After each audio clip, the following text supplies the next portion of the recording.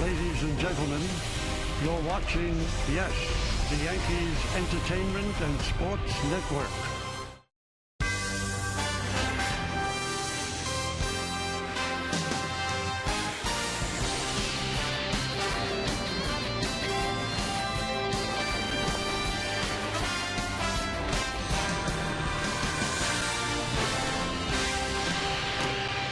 It is a gorgeous day in Minneapolis, and we are at Target Field, which on July 15th will be the site of the All-Star Game.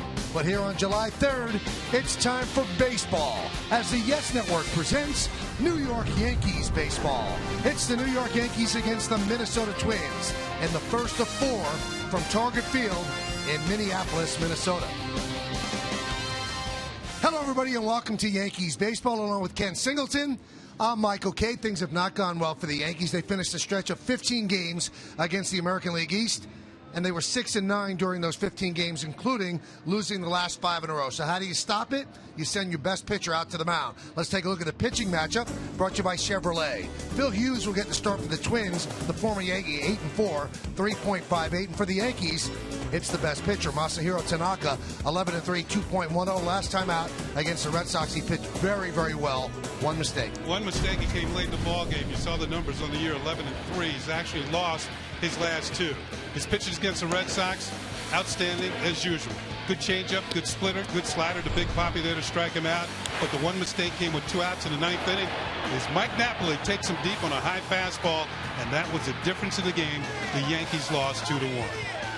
But you look at the numbers, the rankings for the season, he's having just a great season. Wins, ERA, strikeouts, quality starts, complete games. It's all very, very good. And it's not too bad for Phil Hughes, a free agent signing with the Minnesota Twins. His first year has been very good. That former Yankee only won 4 games for the Yankees last year. He's doubled that total in half a season here in Minnesota. He actually beat the Yankees back in May at Yankee Stadium as the Twins won the ball game by rallying late to make a winner of Phil Hughes. Now, the Yankees are hoping that CC Sabathia would be riding to the rescue soon. Not so fast. There's been a little bit of a setback. Meredith Marakovitz will clue us in when we get back right here on Yes.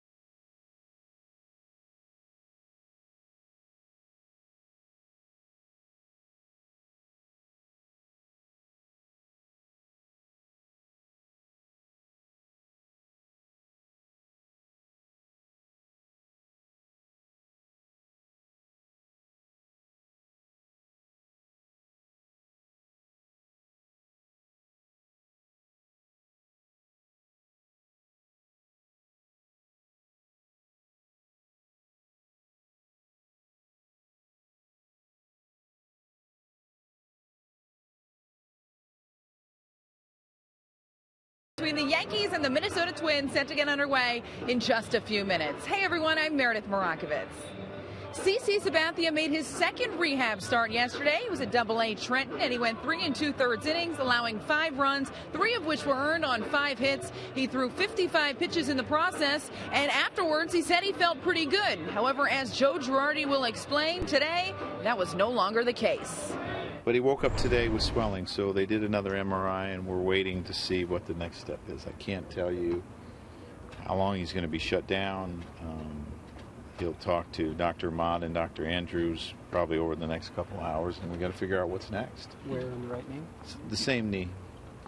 You were pretty hopeful that he would be joining the rotation relatively soon. How big of a blow is this, knowing it may be another couple weeks now? Well, it's not what you want, but you got to deal with it. And you know, we were hopeful that the swelling would stay away and that he would be in our rotation fairly soon, but it doesn't appear that that's going to happen. Now the Yankees will wait on the results for CC Sabathia's MRI until they make a decision as to what the next step is for him. But for now, the rotation will remain intact up here at the big league level. And tonight, probably one night they don't need to worry about starting pitching with Masahiro Tanaka on the mound. Plenty more to come here on the Yes Network. Michael Kay and Ken Singleton coming up with lineups, first pitch baseball right after the break.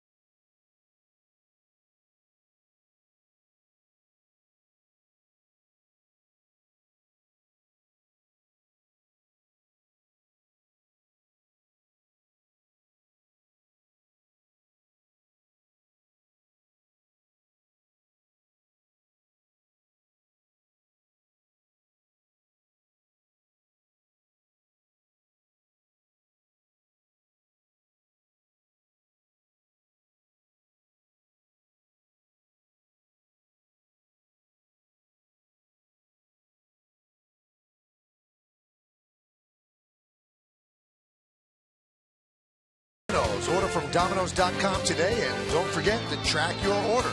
By Buick, visit TriStateBuick.com for great lease offers.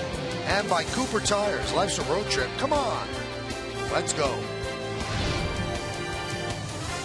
Beautiful day here in Minneapolis, as we mentioned. Beginning of a 4-game weekend set, the 4th of July weekend on the horizon. So why don't we take a look at tonight's weather and the game time weather presented by Bigelow Tea. 73 degrees, 43% humidity, not much wind, and it is mostly clear in the forecast. A big crowd is expected. This is going to be the site of the 85th All-Star Game on July 15th. You can see that game on Fox, but tonight we've got the Yankees and the Twins are taking the field. We'll take a look at the Yankees starting lineup presented by Lexus. Left fielder is Brett Gardner. He leads off, batting second. The captain, the shortstop, Derek Jeter. Jacoby Ellsbury in center field will hit third. Cleaning up first baseman, Mark Teixeira. Brian McCann will catch. He'll bat fifth, batting sixth. And DHing Carlos Beltran. Ichiro Suzuki's in right field. He'll bat seventh. Zealous Wheeler is making his major league debut at third base and batting eighth, and batting ninth, playing second base, Brendan Ryan. Former Yankee Phil Hughes, 28 years old, making his second start against the Yankees this year. He beat the Yankees on June 1st at Yankee Stadium. There was his numbers on the year. 16 starts, pretty good record, 8-4, 3.58, more than a hit per inning. The walks, only 10, 273 batting average against. Let's check out the pitcher scouting report brought to you by your Tri-Honda dealers. We told you he's made 16 starts for these Minnesota Twins. The Twins are 11-5 in those 16 starts. He's the only starting pitcher on the Twins in which the Twins can say they have a winning record in the games that he has pitched. Defensive support this year, the Twins have only made very few errors behind him. They've only had one earned run charged at Phil Hughes this year and limited long flights. Remember when he was with the Yankees? Yep. Over the previous 2 seasons, he gave up 59 home runs.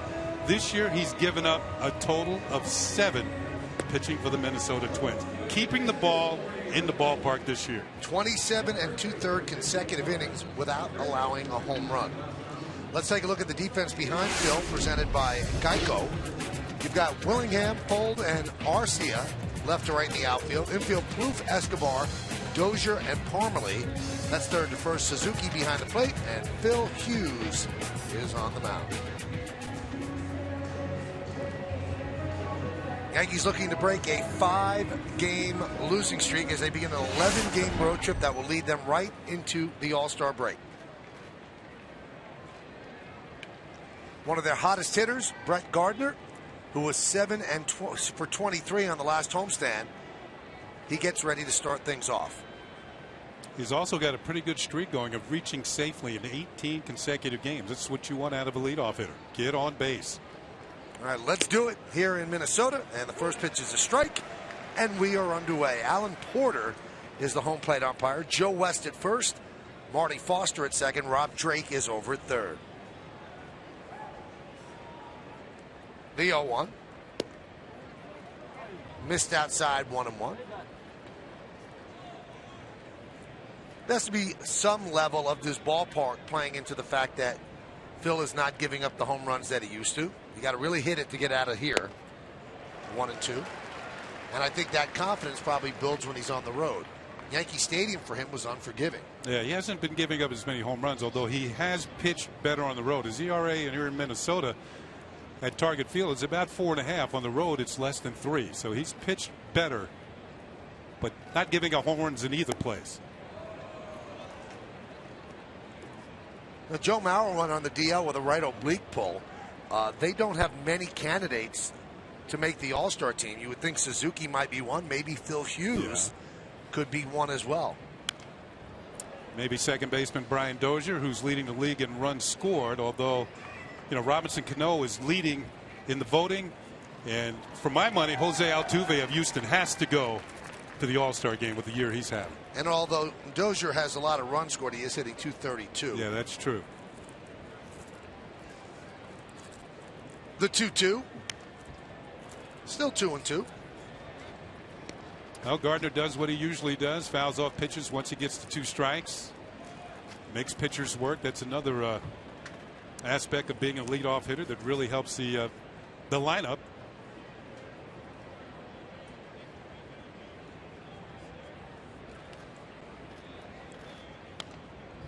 Back to the screen. Yankees baseball is available in Spanish by hitting the SAP button on your remote. SAP is brought to you by Infinity. There's another note on Phil Hughes. He has not given up a home run to a hitter that he's got 2 strikes on this year. Last year he gave up 10 of those.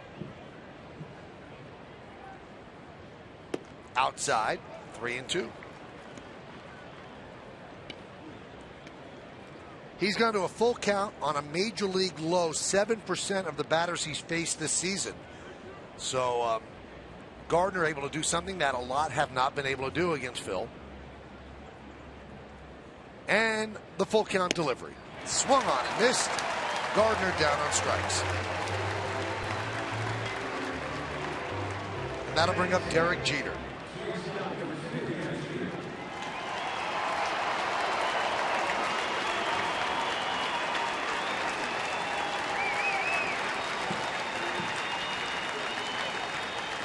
Nice warm hand. A lot of New Yorkers are here making the weekend holiday trip. And for the fans of the Twins, last weekend. You'll see Derek in a regular season game. In all likelihood, he'll be the starting shortstop for the American League in the All-Star game here at Target Field. Now, the Yankees are 41 and 42. Yeah. And this was a great stat. It jumped out at me. I thought you all might like this. This is only the 206th game in a career that started in 1995 that Derek has played in a Major League Baseball game where his team is under 500. 7.7% of the games he's ever played have been under 500. High fly ball. Shallow right. Arcia puts it away for the second out.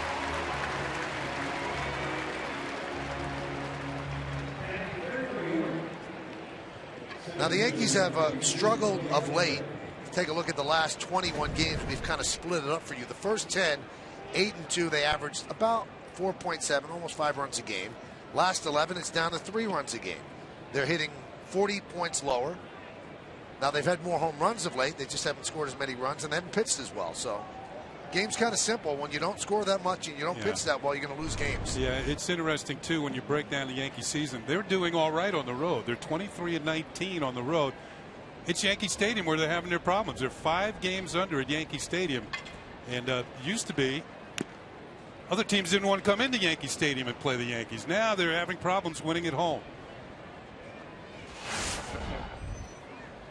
Here's Ellsbury, who had yesterday off. Back in the lineup today. The 0-1. 0-2.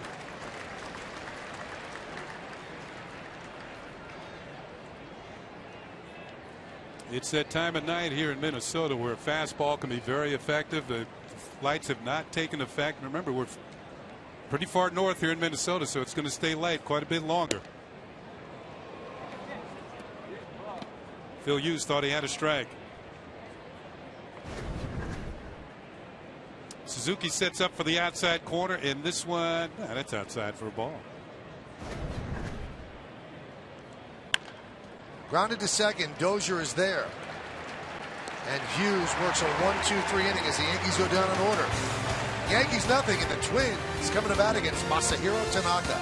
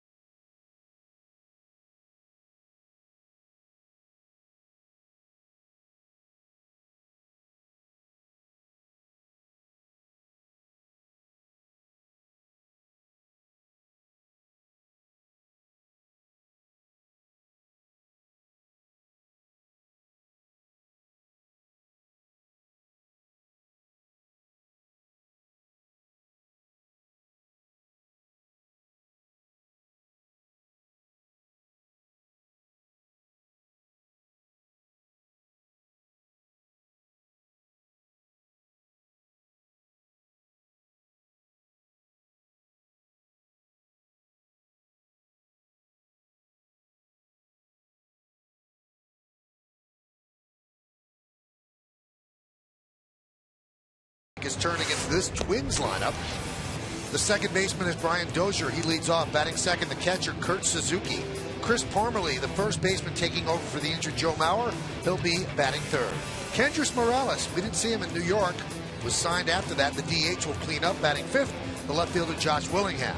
Oswaldo Arcia in right field will bat sixth. Batting seventh, playing third base, Trevor Plouffe. Eduardo Escobar, the shortstop, bats eighth. And Sam Fuld is in center field, and he will bat ninth. Masahiro Tanaka getting the start for the Yankees. The Yankees won 1 game of the 3 in the Bronx in a series that was in late May into June 1st. And he beat them on May 31st at Yankee Stadium. He was excellent. Season numbers, fantastic. 16 starts, 11-3, 2.10. The numbers are outstanding. Let's get to our pitcher scouting report. Brought to you by your Tri-Honda dealers. 3 is not a charm in this regard because Tanaka's lost his last 2 starts. He does not want to make it 3 tonight. He is tied with Rick Porcello of the Detroit Tigers in wins with 11. Porcello's 11-4, and Porcello's kind of out pitching Justin Verlander and Max Scherzer at this point of the season in Detroit, and he's tied with King Felix for the league lead in earned run average, 2.10. Although Tanaka has been great both at home and on the road, his ERA is the same, 2.10. Dozier digs in. The Yankee right-hander winds, kicks, and deals. And there's a strike. Kenny mentioned he leads the American League with 60 runs scored. Twins just lost 2 of 3 to the Royals. He was hitless in 8 at-bats in that series. Up the middle and through for a base hit for Dozier. Why don't we check out the Yankee defense behind Tanaka? It's presented by Geico.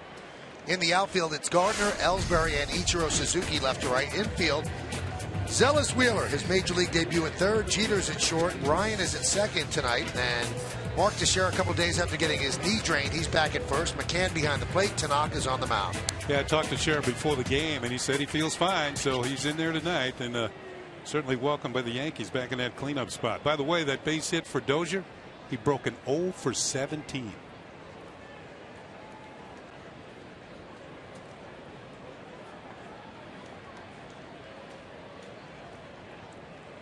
Here's Kurt Suzuki. Foul back. Twins are pushing him to be a American League All-Star. Ron Gardner, their manager, talking him up. So was their GM, Terry Ryan. And there must be a representative from every single team. And you know, the Twins are the host team, so you'd like to see a couple of Twins. Yeah, Suzuki's having a very good year, average at 304. One of the top run producers in catching position in the American League with 33 runs batted in. And he's hit very well here in Minnesota. Not so much on the road. His last road trip, he was 0 for 17. Couldn't wait to get back to Target Field. Got a 9-game hitting streak here at Target Field. 16 for 33 during that streak. Boy, a late swing there. Wow. And he goes down on strikes. Had to be thinking something else, Kenny. Well, it almost looked like he swung the bat after the ball hit Brian McCann's glove. It's a little tardy on that one.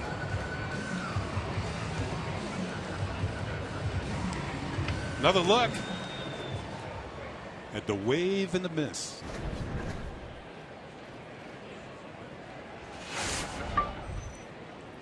Here's Chris Parmelee.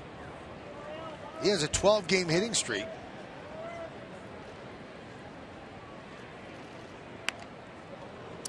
Parmelee had been playing a lot of the outfield when Joe Mauer was in the lineup. Mauer, of course, is now the Twins' everyday first baseman, but now with Mauer on the DL, as Michael told you, Parmelee's going back to the position where he started as a first baseman.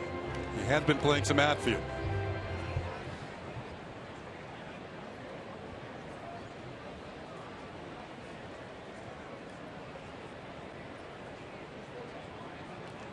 Chasing Dozier back. Another aspect of Dozier's game, and he's picked up his ability to steal bases. He has stolen 15, and a lot of the credit for that goes to former Twin and Twin City legend Paul Molitor, who's now on the coaching staff of these Twins. And of course, Molly was a very good base stealer in his day. Drilled down the right field line. And it's a fair ball, goes up against the wall. Ichiro plays it out there. Dozier rounds third. He's coming home. The throw, not in time. Now the throw to third. Nice scoop by Zealous Wheeler. And he will run Parmelee back where he'll be tagged out by, how about that, Brett Gardner. Wow. I'll tell you, when you look at second base, both Gardner and Ellsbury were around the bag. He could have thrown the ball to either one of the two and made the put out on Parmelee. First of all, the hit into the corner. A rocket. Parmelee now up to a 13-game hitting streak. Didn't waste any time extending his career-high streak. He runs it into the corner. Ichiro runs it down. Throws the ball back in. And it's going to be cut off at the plate by Brian McCann. No play on Dozier, but the play's at third base, where Wheeler does a good job of scooping the ball out of the dirt and then eventually retiring Parmalee. Now I've got the put-out numbers for you. I don't know how many times this has been in baseball history. 9-4-2-5-7. Parmalee trying to stretch. And there's the 7 part at the end. Kendrys Morales swings and misses, so Gardner showing some hustle. Twins are in Yankee Stadium. Morales was not a part of the team. He was one of those free agents that hung out there, and once it got to be June 1st and you didn't have to have draft pick compensation, people got interested, and he signed with the Twins, a 1-year deal. Grounded to Zealous Wheeler. And that'll do it for the final out of the first. But the Twins score a run on 2 hits and nobody left on base. Go to the second, 1-0 Minnesota.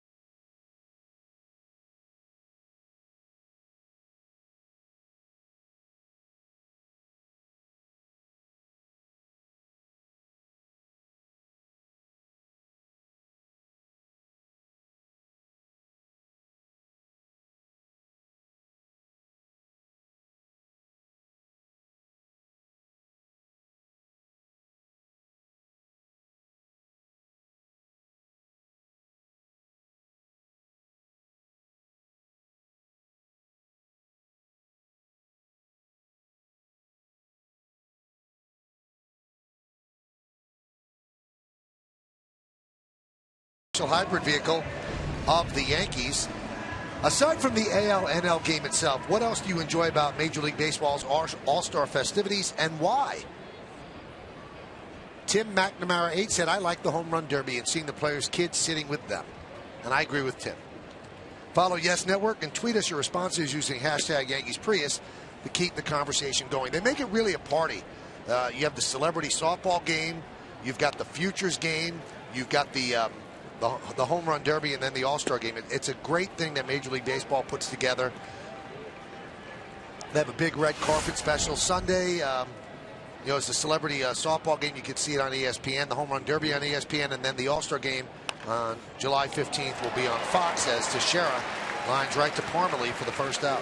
Yeah, the whole city's getting dialed up for the All-Star game. When I flew in last night, walking through the airport here in Minneapolis, big logo, the All-Star game logo, as you look at Tex hitting this right on the nose, but right to his opposite number. Chris Parmalee at first base for the out.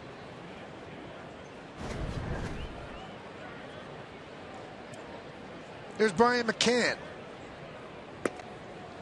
The All-Star game, Michael, is now getting to be quite a production. People coming from all over the world. The game telecast all over the world. 200 or so countries getting the All-Star game on TV. And of course, players now coming from all over the world.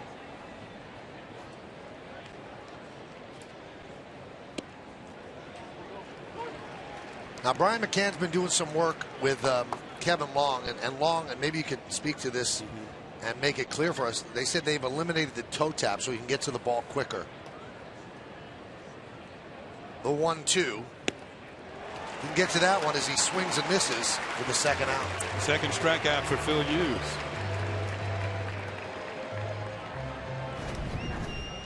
Let's go on the left, and this is what Michael was talking about, the toe tap and then the follow through with the swing. They're trying to eliminate the toe tap so he gets his foot down a little quicker and maybe get the bat through the zone quicker. Up, straight down. Boy, that's a home run, isn't it? Carlos Beltran fouls it away. You know, I think McCann has been the victim of the shift more than any other hitter on the Yankees this year. And, you know, I began to think about this shift and how players are going to go about battling this. And you're going to have to give into it a little bit. And I think one thing you're going to see the hitters that are shifting it against is that when you fall behind in the count, you're going to have to give in a little bit. You're going to have to start thinking back through the middle or to the opposite field to pick up hits. Early in the count, you might go for it. You know, if you get ahead on counts, you still go for it. That one is grounded to first. And Hughes retires the Yankees in order 1-2-3. 6 up, 6 down for the Twins right-hander. We go to the bottom of the second. 1-0 Minnesota.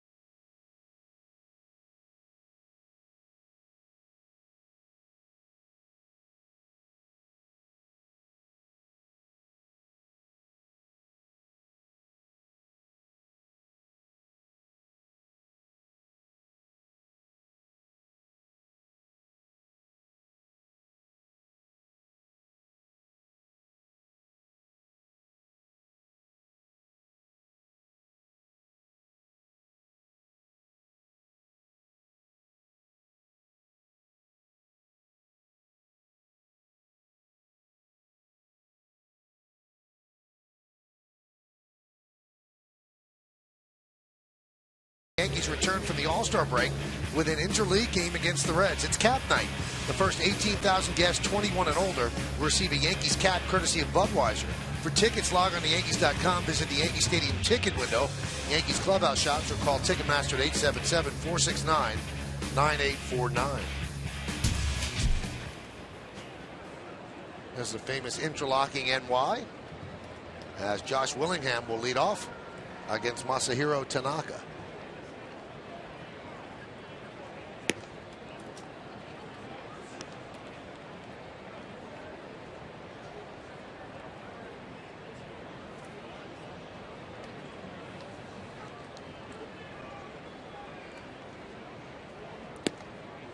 You hear about players that could be on the block as the trade deadline approaches at the end of this month. Josh Willingham could be a guy. Final year of his 3-year contract. Got some power in a league that doesn't have that much power anymore. Twins might be dropping out of it. They could trade Willingham for a young prospect. Yeah, it was Willingham who got the Twins back into it on June the 1st and made a winner out of Ron Gardenhire's Twins. He hit a home run off David Robertson, leading off the 9th inning, tied the game. The Twins went on to score 5 more runs, scored 6 in the 9th, and beat the Yankees 7-2. And it looked like Phil Hughes was going to be a loser. Instead, he got the win that day.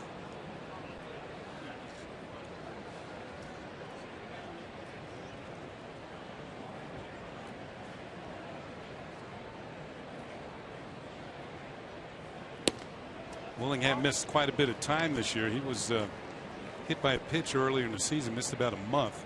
But you're right, Michael. He's a productive type hitter. He's hit home runs just about everywhere he has been. He swings and misses. 1 away. Is this the signature pitch? It looks like it's going to be. Splitter. See you later. Nobody has really had much success with that pitch all season long. It's one of the best put away pitches in baseball.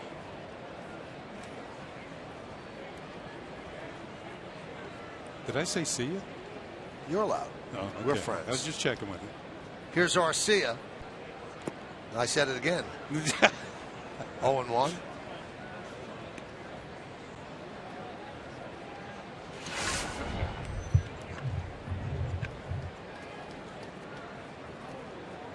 Arcia is one of those players who's happy to see June end. He hit 169 in June.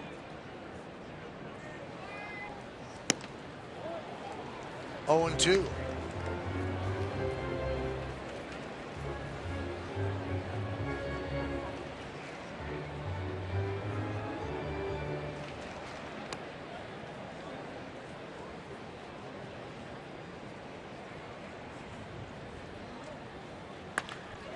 Line to right field. It is a base hit.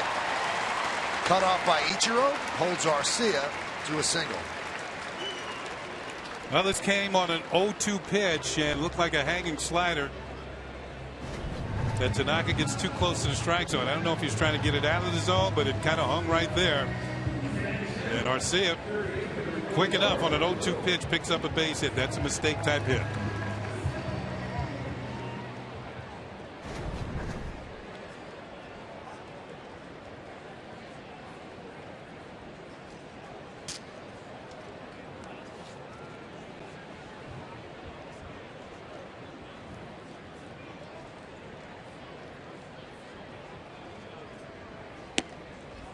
Pitch outside to Plouffe.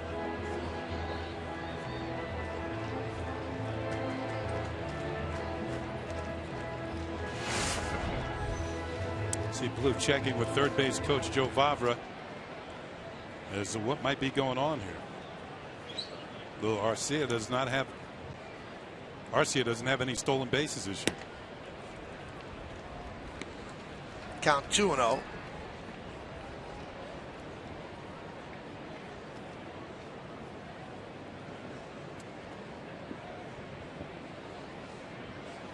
Plouffe is just coming back from a strained oblique. Same injury that Joe Mauer currently has and is on the DL.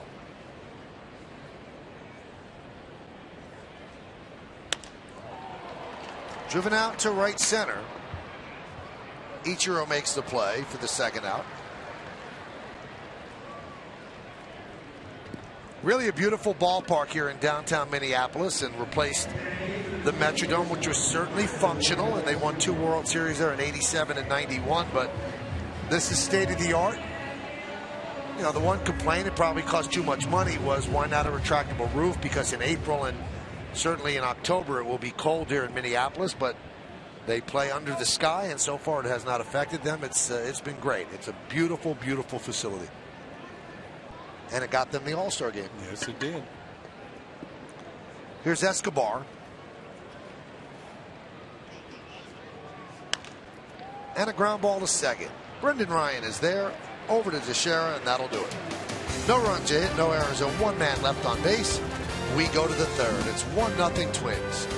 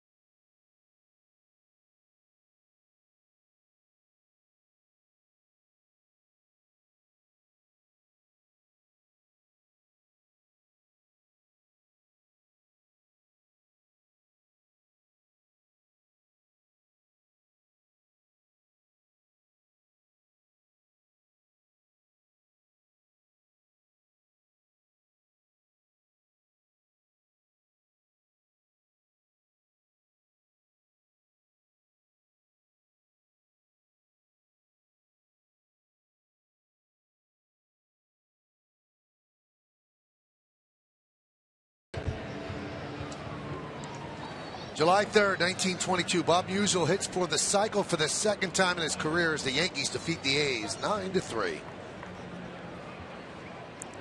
Yankees looking for their first base runner against their former teammate Ichiro Suzuki will start it off here in the third. And there's the first base runner as Ichiro picks up a single. Might be some fans out there who wish you'd said that at the top of the first.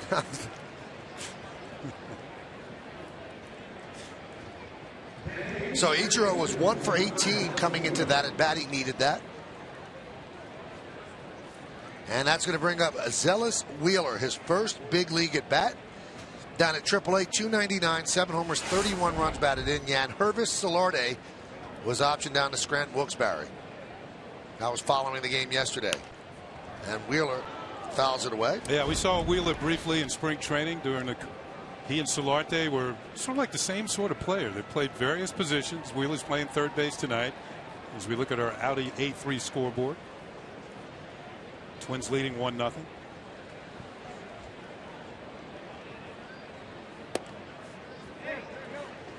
Meredith Moragovitz has more on Zealous. And guys, as you can imagine, he's extremely happy to be here right now after spending 8 years in the minors. He was actually on deck in the first game of a doubleheader as the Scranton Wilkes-Barre team was playing Buffalo, and manager Dave Miley came over to him and said, "You're out."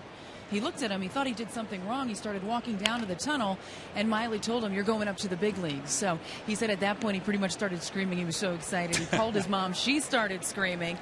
And then he got here. He was out early running around the track, and he said he took a moment, just looked around and said, "Wow, I'm finally here." So he's a guy that hoping to make the most of the opportunity. And Joe Girardi said what's impressed him so much about Wheeler, especially in spring training, was that he's always relaxed, always calm, regardless of the situation. He acted like he belonged. Down at AAA, played second base, shortstop, third base, right field, DH. He's 27 years old. He's from Siliquagua, Alabama. Meredith will have more a little bit later on CC. Wheeler, 19th round draft pick back in 2007 of the Brewers. Ended up going to the Orioles, then picked up by the Yankees. Played for Wallace State Community College in Alabama. And he pops that one up. Parmalee. So Wheeler now has a batting average as he is 0 for 1. I can only imagine how you feel. You know, I can remember my first at bat many moons ago, but my knees were knocking. Thinking I've been waiting for this my whole life. And much like Wheeler, I got called up towards the middle of the season, a little bit earlier in June. But just happy. I was just happy to put the bat on the ball my first at bat. Grounded out the second. Got to jog a little bit. The thing that Wheeler's asked the most, where did the first name come from? And he said, I have no idea. It was my mom liked the sound of it. It has no special family meaning, anything like that. He said, but that is my name, and it's totally out of my mom's mind. Nothing else.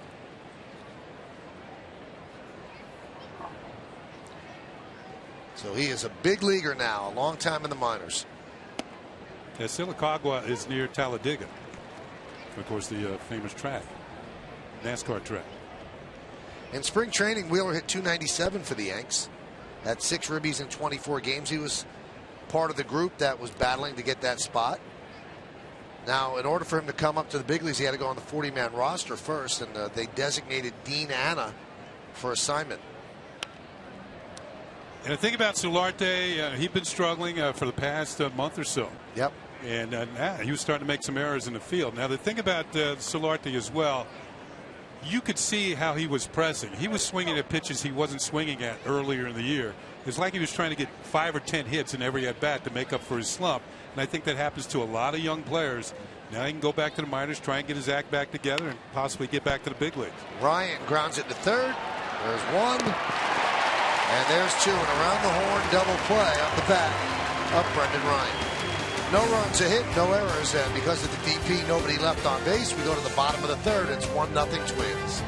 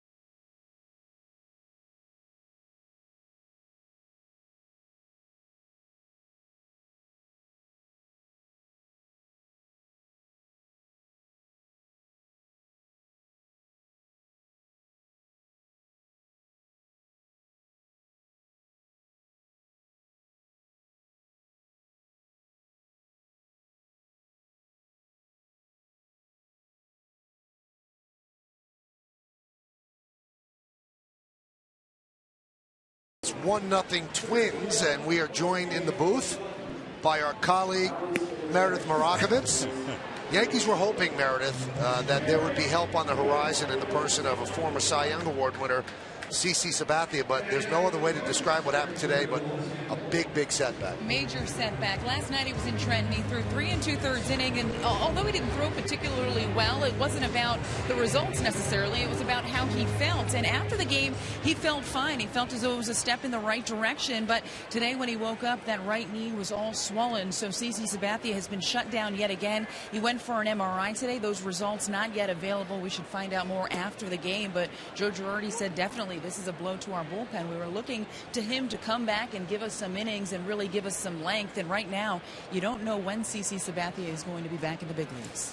Well, you're going to have to stop his rehab clock now. So it started at 30 when he made his first rehab assignment. This was his second one. You see the Audi A3 scoreboard coming up on your screen. It's 1-0 Twins, and I don't know how long they're going to have to stop it, but if the knee swells up, he's not going to be making his next start. And, Michael, I think the most concerning thing about this is it's a degenerative knee issue. There aren't a lot of things you can do for it. They tried one treatment where they gave him the injection, and he thought that that did the trick, and it's pretty clear that it didn't with the swelling coming back. So now I'm not sure where the Yankees are going to go from here.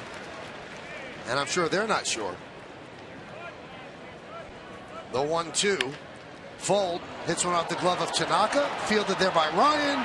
Not in time. Fold beats it out.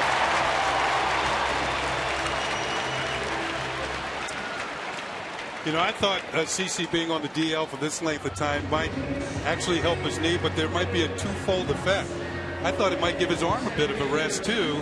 And from what I understand, Meredith, he was throwing in the low to mid-90s yesterday. He was throwing pretty hard yesterday. They clocked him anywhere between 88 miles an hour and 93, 94 miles an hour, which we really haven't seen that a ton from CC Sabathia. And it's funny you mentioned the velocity, Kenny, because one of the first things he said after that game was, guys, enough with the velocity. Don't worry about the velocity.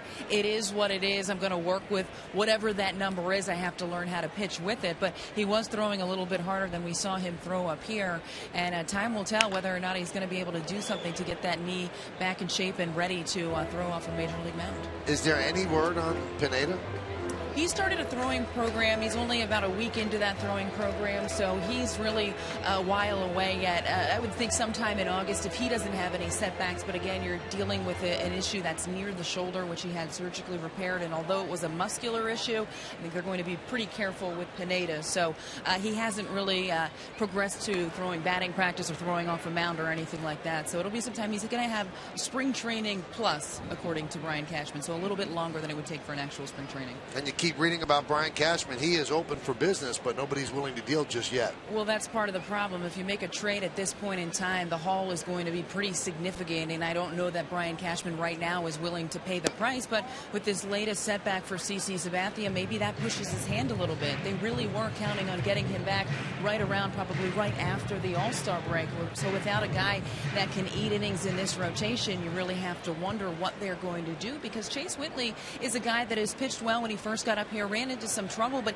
he hasn't thrown a tremendous amount of innings. He just was turned into a starter at the end of last year, so you have to watch his innings, you have to watch David Phelps' innings, you have to watch a couple guys.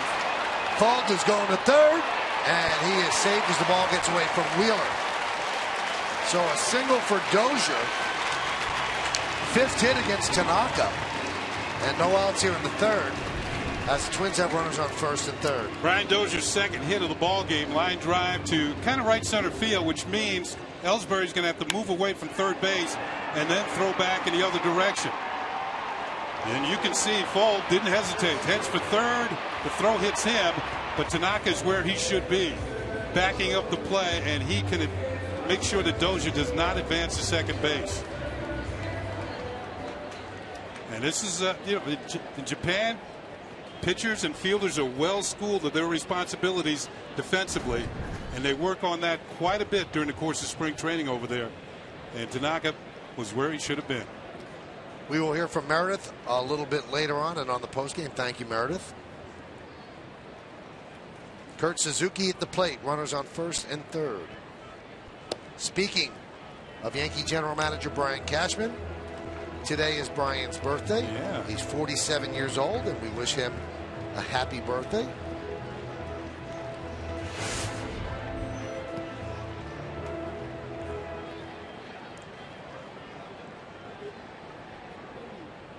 Brian's been around the Yankees a long time. Can't believe he's 47. You say it's like it's old.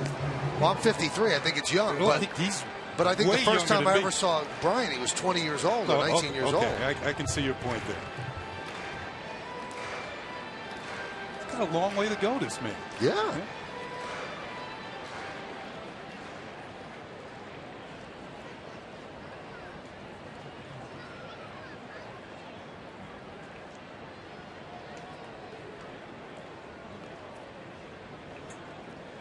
5 hits against Tanaka. Yeah, I'm thinking Twins are picking on his stuff pretty hard here. He's going to have to get his act together. The Twins have had at least one man on base in every inning. And we're used to seeing Tanaka have those 1, 2, 3 shutdown type innings. He hasn't had one yet tonight.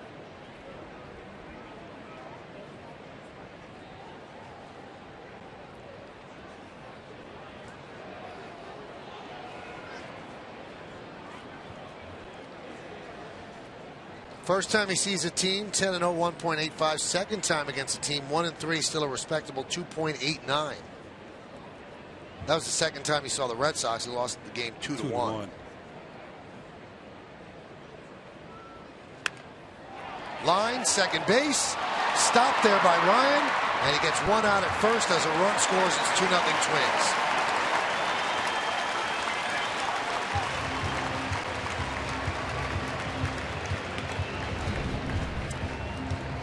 Give Suzuki run batted in here as the runner at first. Dozier, well, he had to hold on to make sure that Ryan did not catch the ball in the air. He did not. He finally sees the ball is loose, and Ryan had a choice. He could have either gone to second or go to first. He chooses to go to first, but for the Twins, another runner moves into scoring position as Dozier's at second. I don't know why he doesn't go to second there, Yeah, he had a play there. Maybe he didn't see the runner out of the corner of his eye, but gee, that was the obvious play to me. Yeah, because you keep the force in order, and now there's a runner in scoring position. There's a strike to Parmalee. Parmalee extended his hitting streak to 13 straight with an RBI double in the first inning.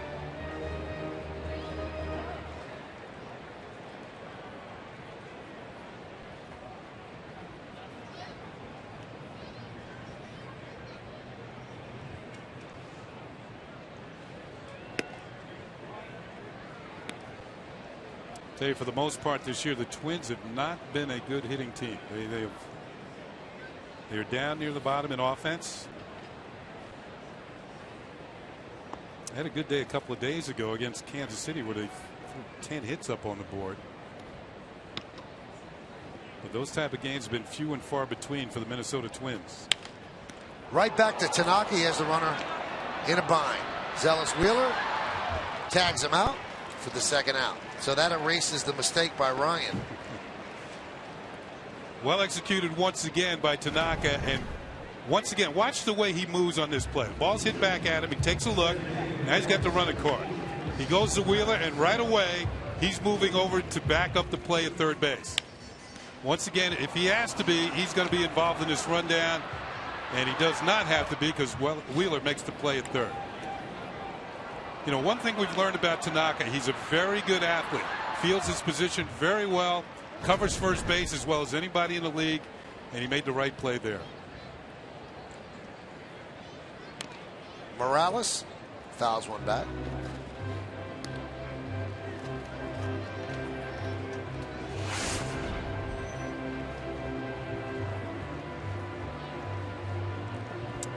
Kendrys Morales, when he was with the Angels, he used to hit the Yankees pretty well. He went up to Seattle last year and was their leading hitter. As Michael said, became a free agent at the end of the year, but there were no takers.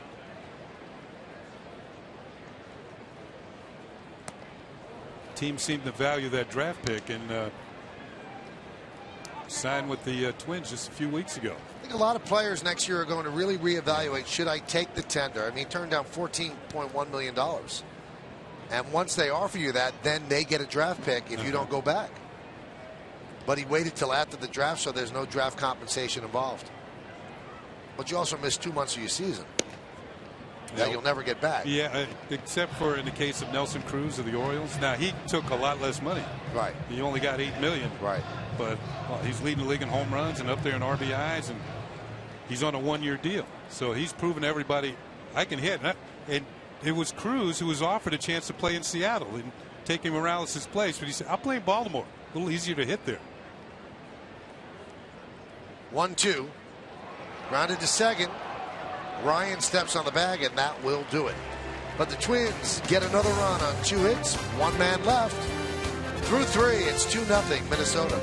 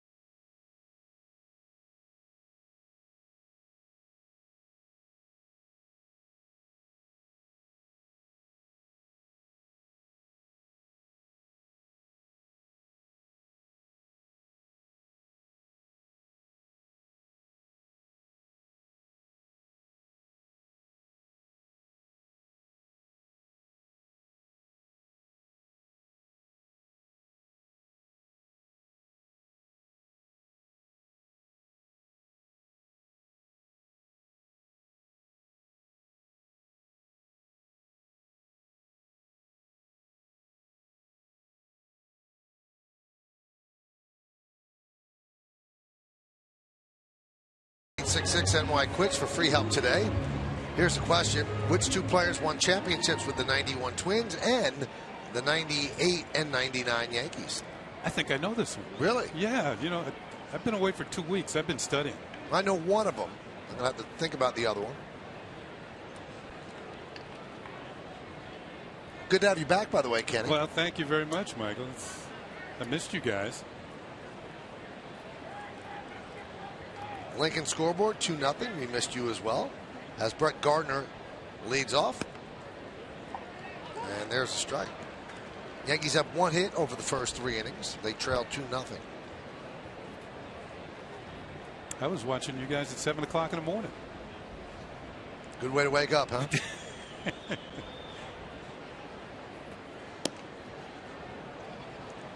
Want to tell everybody where you were? It was London. It was in Hawaii. With the fam. Yeah, it was a great vacation. You know, in this day and age with MLB.TV Premium. Hey, anywhere, baseball anywhere, anytime. On over 400 devices. That's right.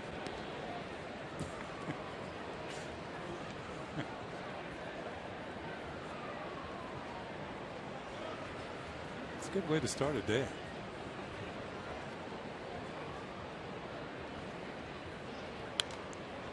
You know, I've had people tell me that visit Hawaii like during the football season. It's great because you're done with football and you have the whole day in front of you. You have to get up a little bit early, but it's not like you're wasting the whole day watching football until 7, 8 o'clock. Yeah, I woke up one morning. I'm sitting there. I'm watching on my iPad. My wife says, "What you doing?" I said, "Watching Michael. Yankee baseball." She said, 7 o'clock. I said, "It's 1 o'clock in the afternoon, New York." She threw you out of bed, didn't she? No, she went back to sleep. So once again, Gardner has worked the count full against his former teammate.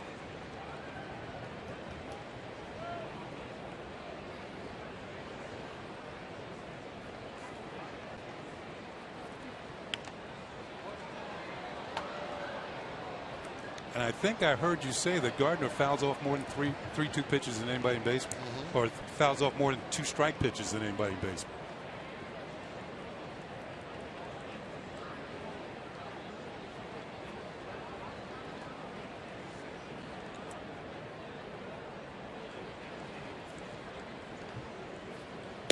Swing and a miss, so he strikes out for the second time against Hughes. Second time on the same pitch. Hughes now has 3 strikeouts in the game. Both times Gardner ran him to a 3-2 count. It looked like a little cutter to the outside corner that he swung on and missed. You know, a 3-2 count is something unusual for Hughes because he's the pitcher that has had the fewest 3-2 counts.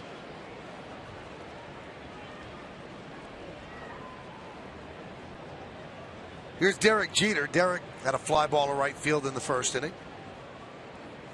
Porter calls time.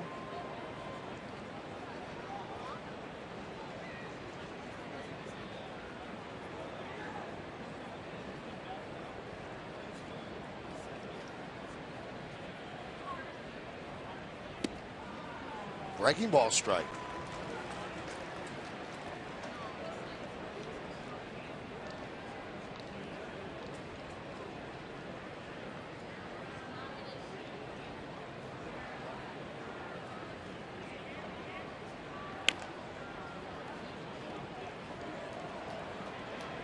Derek Jeter remembers his former teammate Phil Hughes and talked about him. Played a huge part in our teams, especially the team that won in 2009. You know, he did great for us. You know, as a starter, that particular year he pitched out of bullpen. But Phil's going to have a lot of success. You know, he's been pitching extremely well here, if I'm correct, in Minnesota. I hope he doesn't do well tonight. So far, he is. And he's worked the count to 1-2 against Jeter.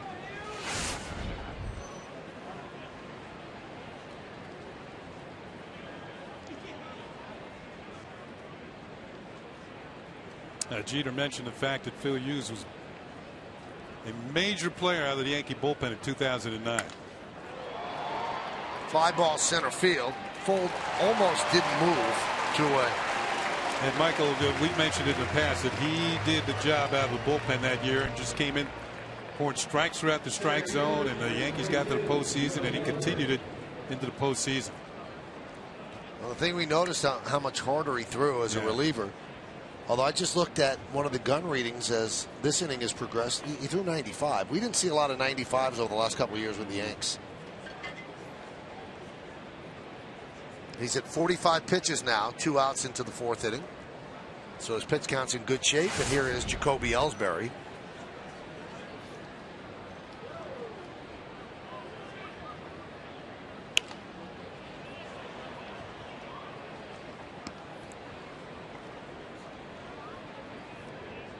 And you got to figure that Hughes is pitching with confidence level that he hadn't had in the last couple of years. They've been struggling in New York with the 4-14 season a year ago. The Yankees stayed with him in the rotation for just about the whole season. They took his lumps, became a free agent. There's a curveball that misses. I don't think there's anybody with the Yankees, Kenny, that would have anything bad to say about Phil. He's a really good guy. He was accountable, never made excuses. Was always in front of his locker after a bad game, and it was just time for those two to part. He wasn't a good fit at Yankee Stadium. Ground ball up the middle. Escobar gets Ellsbury, and that'll do it. So Hughes has faced a minimum 12 batters over 4 innings. We go to the bottom of the 4th, 2-0 Twins.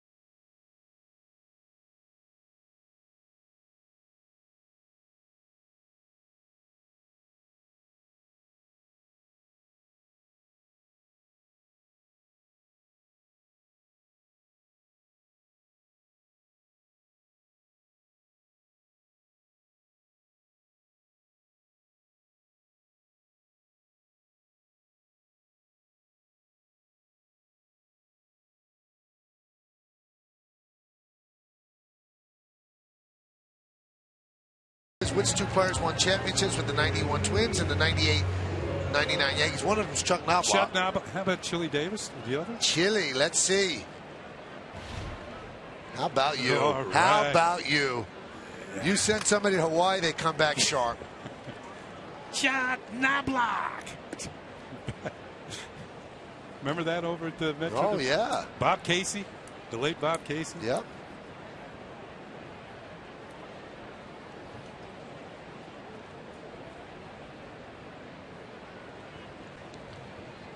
The 1-0 to Willingham, outside. The Metrodome is no more. You see the Lincoln Scoreboard 2-0 Twins. They're building a new. It's not there anymore? I think they're tearing it down. They're building the new stadium right there, and the Vikings will play at the University of Minnesota for 2 years. Oh, okay. Outdoors. How about the new stadium? It's going to be indoors. Okay. They're going back to the Bud Grant days, aren't they? For 2 years. 2-1. High fly ball. Right field. Ichiro makes the play on the track for the first out. You know that Bud Grant would not allow the Vikings in those days when they played in Bloomington to have heaters on the sidelines? Because he said if we have heaters, they're going to have heaters. So he would not allow heaters in the dead of winter in those games. And, you know, he used the field as a home field advantage. Yep.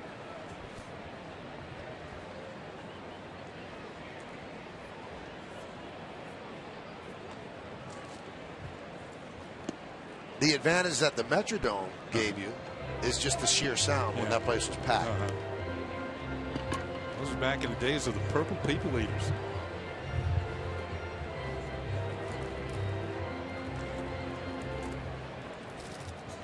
But we should say Bud Grant was the coach of the Vikings, right? Yes. Yeah.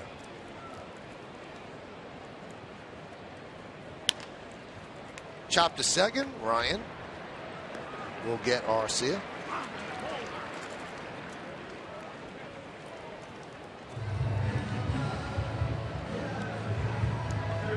Arcia was one of the top rookies in the league last year. This year, not so much. He's struggling in his sophomore season. The Twins are not having good luck with young outfielders. Aaron Hicks was here earlier. We saw him at the Yankee Stadium. He's been sent back to the minors. Wasn't that series at Yankee Stadium the series that Aaron Hicks just decided I'm not going to switch hit anymore? Yeah. Ground ball is short. Jeter gets Plouffe, and a 1-2-3 inning for Tanaka and the Yankees. Let's go to the fifth. It's 2-0 Twins.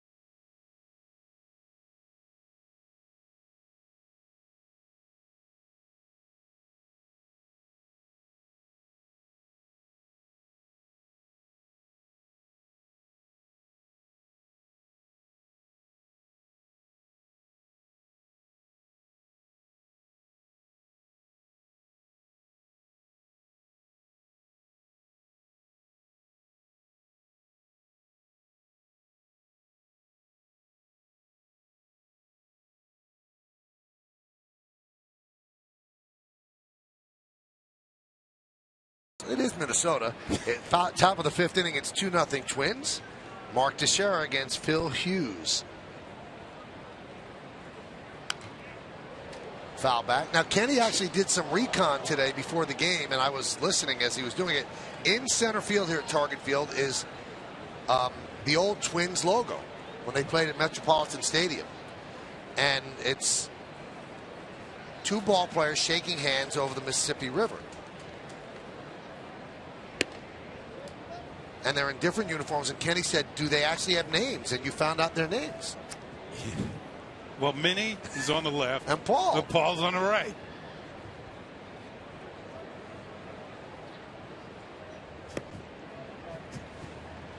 All you have to do is ask a Twins fan, and they can tell you who those 2 guys are. Now, Kenny started to doubt Minnie. It's a guy, Minnie. Yeah, and then I gave him Minnie Minoso. Yeah, who's a great player. First black player for the Chicago White Sox. Line to left field. It's a base hit for Teixeira. He's hit the ball hard twice against Phil Hughes.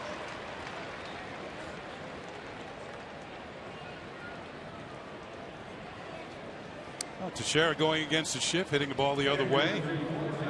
And let's see how much of the shift is in effect with Brian McCann at the plate. Not quite as much in a double play situation. They're going to leave Escobar on the left side of second base. Here's Brian McCann. Line drive, base hit. And they did not shift. Exactly. So if they had shifted, somebody would have been there. That would have been a hit taken away. When the Twins were in New York, they did not shift against McCann. And I asked a scout, why don't they shift against McCann? And this was the answer. Because they have no idea what they're doing. And I said, really? He said, if you're not shifting against McCann, you're not even trying. Now it looks like something's up with McCann as Girardi will head out to check things out. I wonder if rounding the bag, he tripped. But it looks like it's the left leg. And it does not look good at this point. We'll take another look. There's the line drive, base hit into right field. No tripping there, but something's wrong coming out of the box. Let's see.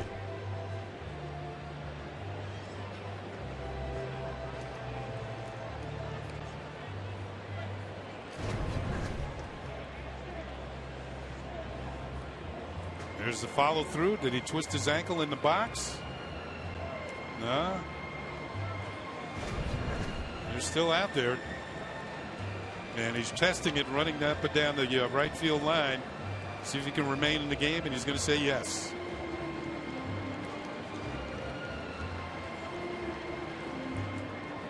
Well, you hold your breath every time that somebody's injured. We've seen enough injuries the last couple of years. Yeah, that's for sure.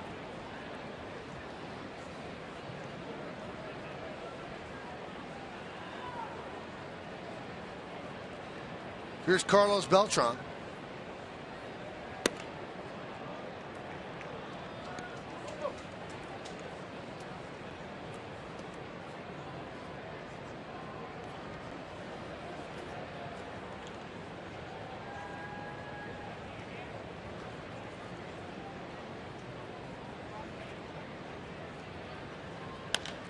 High drive, right field.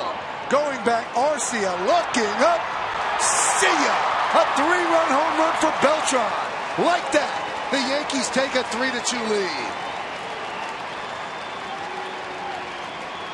This is one of the parks that Beltran has never homered in, so he can add this to his list. He now is homered in 38 major league ballparks. Only one player, active player, is homered in more. And that's Adrian Beltre, who's homered in 39 different major league ballparks. So, as Michael said, boom, right in the middle of the plate. And the Yankees have a 3-2 lead. Couple of singles, followed by a long home run off the bat of Carlos Beltran. Oh, look at this. Right on it. And by the way, with that home run, he breaks a tie with Lance Berkman on the all-time switch hitting home run list. Moves ahead by 1, and now he is 4th. He's got a long way to go to catch Chipper, though. Chipper Jones. And, you know, all those great switch hitters, Chipper Jones is the only one of the great switch hitters that's a 300 hitter from both sides of the plate to go along with all those home runs.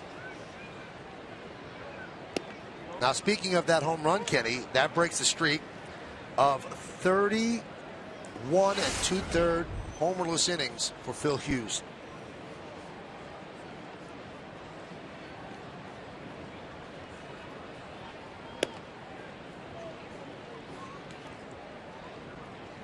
Boy, did the Yankees need that.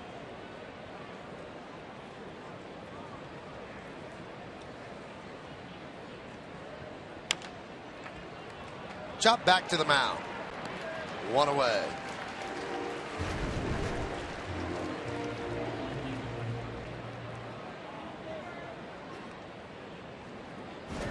So McCann trots around the bases on the home run, and we'll see if he comes back out of the clubhouse. And here's Zealous Wheeler again. At least Beltran made it easy on him.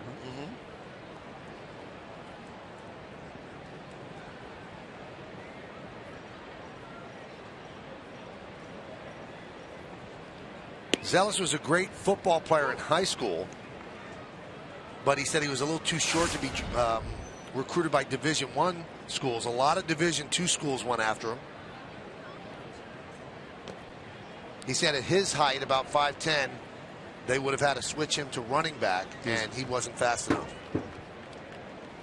He was a receiver? I think he played defense. Defense, okay. Yeah.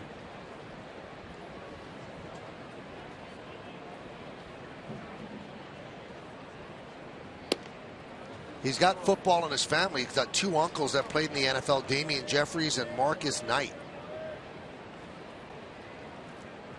Got a lot of uncles. His mom's got 15 brothers and sisters, and his dad's got 16 brothers and sisters. Well, that must be some Thanksgiving and Christmas, huh? A lot of dead turkeys.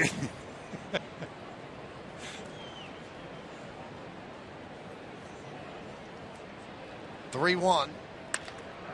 High fly ball, deep left center field. There it goes. See ya! First hit. It's a home run. It is a 4-2 Yankee lead. And that kid is not touching the dirt as he rounds the bases.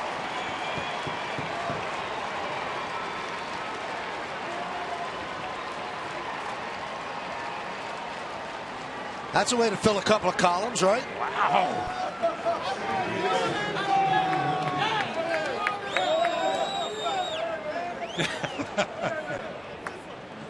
First big league hit. Boy, he had to count his way, didn't he?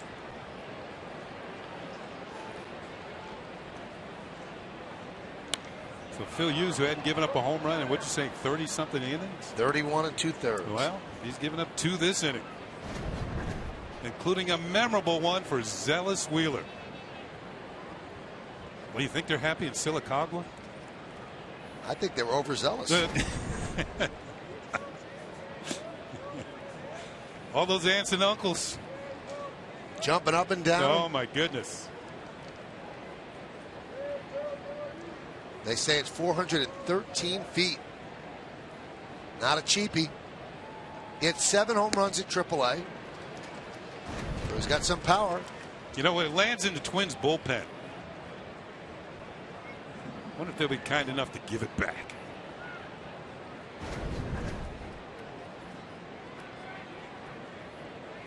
No, it's in the Yankees bullpen. Both bullpens in it. Yeah, they should. That's good stuff. Yeah. 8 years in the minor leagues. That's a long time. Started out in the Brewers organization. Was claimed by the Orioles on waivers. And signed by the Yankees as a minor league free agent. Yeah. Jim Miller has it. Yep. Last week they were teammates in Scranton.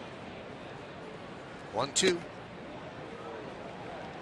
2-2. How hard is his heart beating right now, Kenny?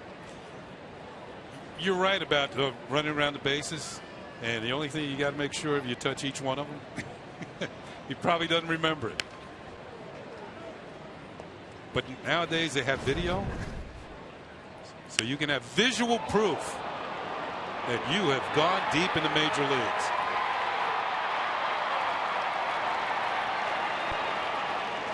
How hard is it not to smile?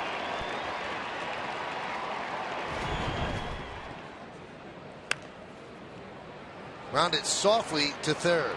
Ploof. Gets Brendan Ryan. You know, in spring training, Kenny, Zealous Wheeler was a invitee, and they gave him number 98. Tanaka gives him a thank you, and he was asked, does that bother you? They said, no, I'm sure somebody got number 99. Usually when you get 98, there's not much of a chance to make the team, but he actually lasted a while. You know what? Because he played well in spring training, and as you said, the Yankees moved him around to see what he could do at various positions. He did the same thing at AAA, moving around, playing various positions. When he was with the Milwaukee organization, Kenny actually did some catching too, because he wanted to be a guy that was so valuable that could be a super utility guy. I wonder how much. I have to ask him how much catching he's done since then. Because you're right, you get into a situation where you might need an emergency. Well, no team likes to carry 3 catchers anymore, so if you have an emergency catcher, that's an advantage. And also allows you to use your second catcher more. Usually you have to hold them back just in case. Prime example, what if McCann had been injured tonight and had to come out of the game? We still don't know if he's going to come back in. Gardner pops it up. And that'll do it. So here in the top of the 5th, the day before July 4th, some Yankee fireworks. The first one, a 3-run shot off the bat of Carlos Beltran. And then Zealous Wheeler puts himself into the books. First hit, first home run, 4-2 Yankee lead.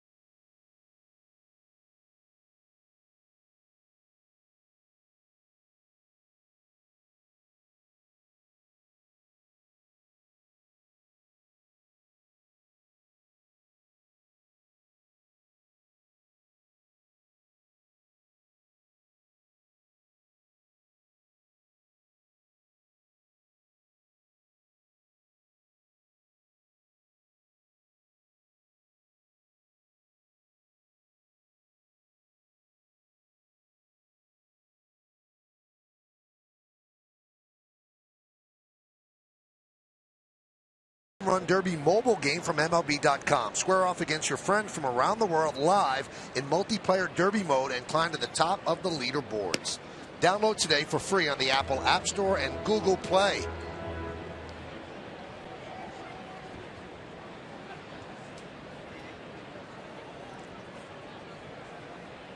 The 1-0 from Tanaka, who has a 4-2 lead now. It's 2-0 to Eduardo Escobar. Well, looking at Zealous Wheeler, his former teammates at Scranton Wilkes-Barre are at Buffalo once again tonight. Now, how happy must manager Dave Miley be when he finds out that Zealous has gone deep in his first major league game, hitting coach Butch Weiniger? I mean, it's their job to develop players for the big league club. Luis Sojo's the coach on that team, former Yankee. Fly ball, left field. Gardner for the first down. You know, I was reading a lot of stories on Wheeler today, and a lot of the stories that have been written about him over the years, a lot of people say he looks and has a body type that smiles like Kirby Puckett.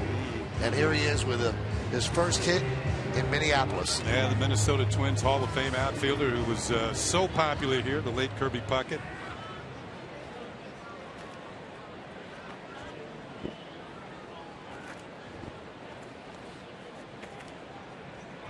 Here's Sam Fold.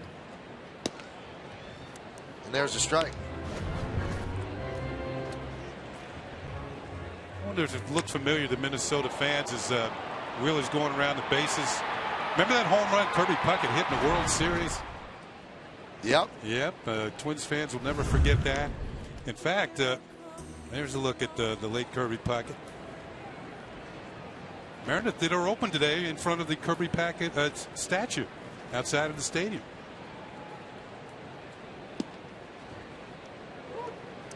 He's a heck of a player. And that was the pose that he had going around the bases.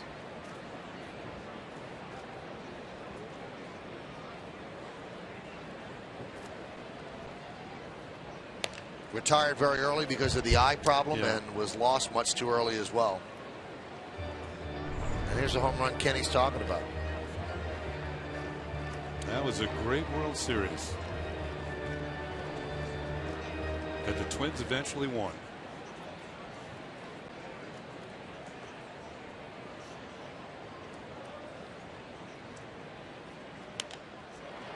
Line to right field. Ichiro plays it on a hop, and Fold is 2 for 2. You know, you talk about home field advantages. There was no better home field advantage than the Metrodome. In those 2 World Series in '87 and '91, they did not lose a home game. And that was when the All-Star game did not dictate home field. So there were 4 out of the 7 games in Minnesota each of those years, and they won all 4. And they won both World Series in 7 games. Was that the famous call by Jack Buck? We'll see you tomorrow night? Yes. Yeah. Oh, man.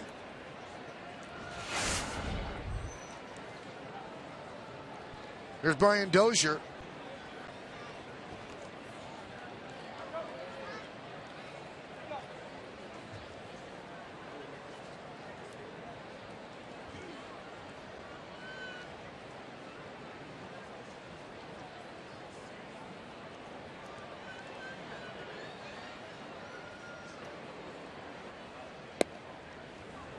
They have fun facts on the board here in Minnesota about each of the players, and this one caught my eye. That Brian Dozier grew up minutes away from the home of Elvis Presley. I think you have to know that.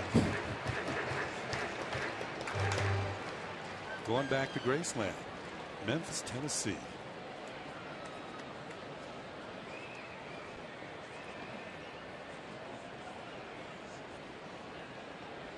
The 0-1. 1-1.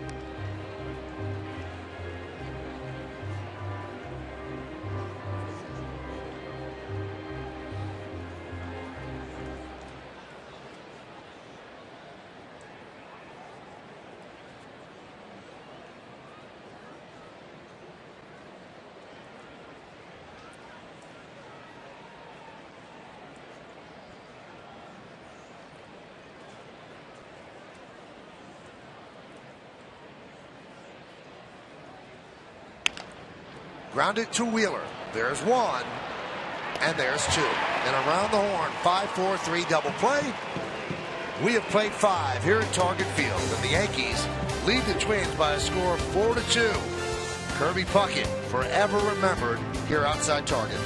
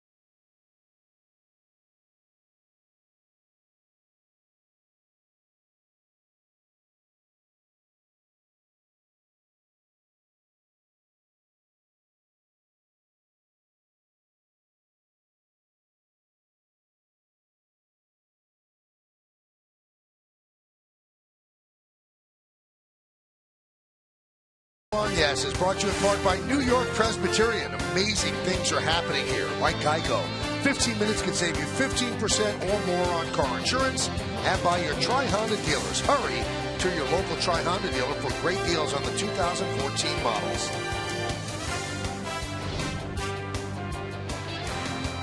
This is the land of 10,000 lakes.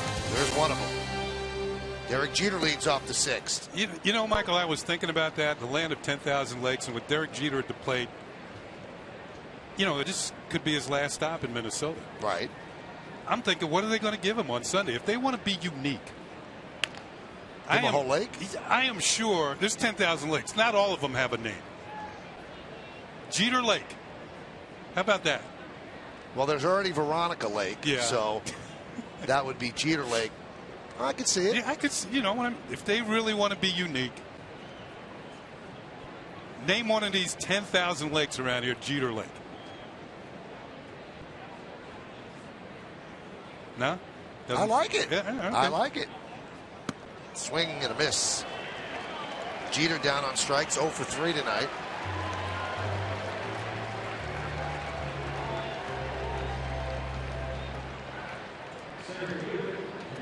Looked like Jeter helped out Phil Hughes there by swinging at a pitch out of the strike zone.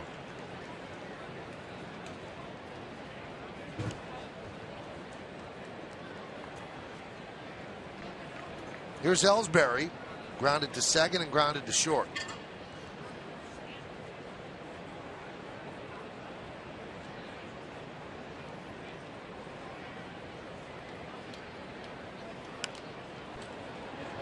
Fouled straight back here.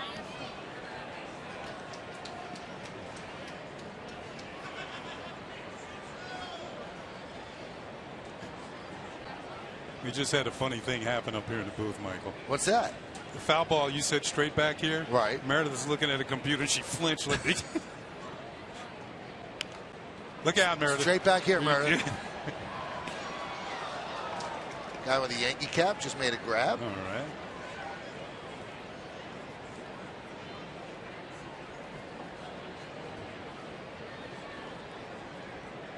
It's a long way up here. I don't know if a ball could get up this high. It's come close a couple of times.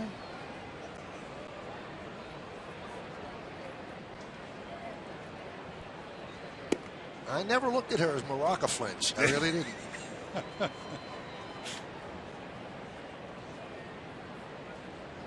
Have to get her a glove.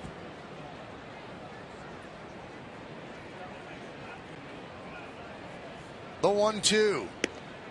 Strike 3. Ellsbury down looking. Breaking ball to the outside corner. Ellsbury didn't agree, but Alan Porter, the home plate umpire, with the call. We'll see. Well, we know what the final result's going to be. That might have been a little high and outside. Yeah, I don't blame Jacoby on that one. Here's Mark Teixeira. Count 1-0. 4-2 Yankees. Power outburst in the fifth. A 3-run home run by Beltran, and then Zealous Wheeler, his first big league hit, a solo home run.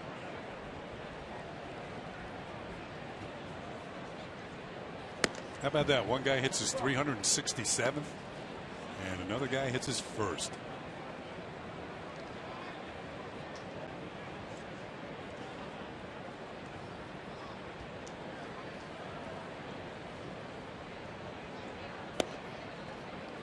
A strike on the outside corner, 2-1. Saw Teixeira get a base hit to left field to start everything off last inning.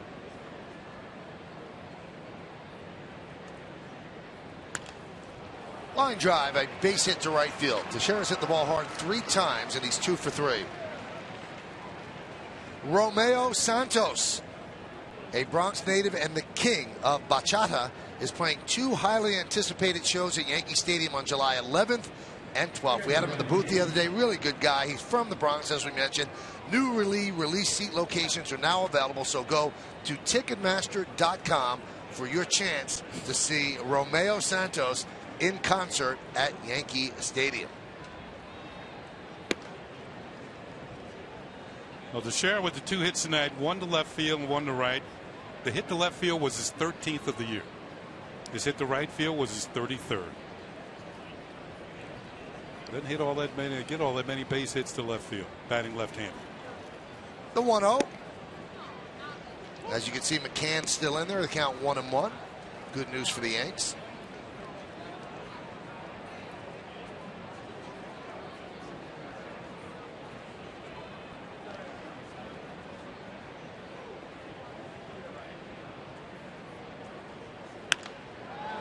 High fly ball, center field. Fold is back.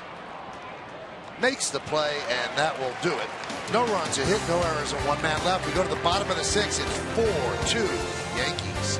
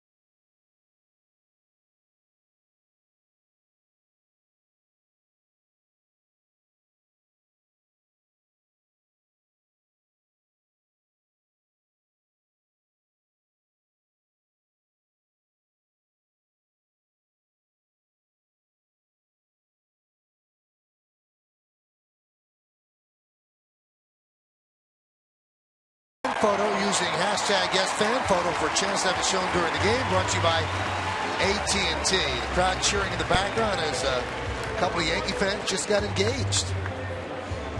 Young man wearing a Yankee shirt asked a young lady wearing a Yankee shirt if she would marry him, and she said, absolutely. Well, they're certainly engaged in this ball game. The Yankees are up, what, 4-2? Oh, I see what you did. Yeah.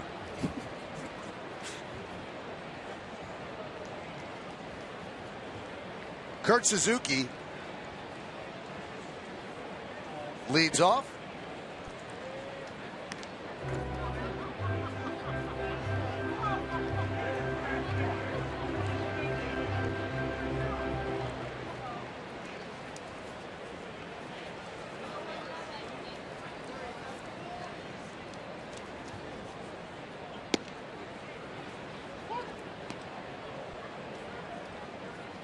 Ominous clouds over the right field grandstand here at Target Field. Let's hope that doesn't bring any precipitation.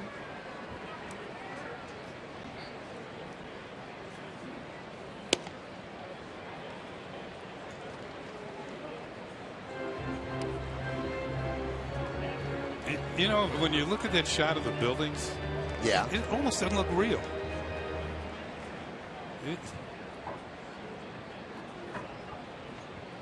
I think it's like a movie set? Yeah, exactly. Like clubbed to left center field.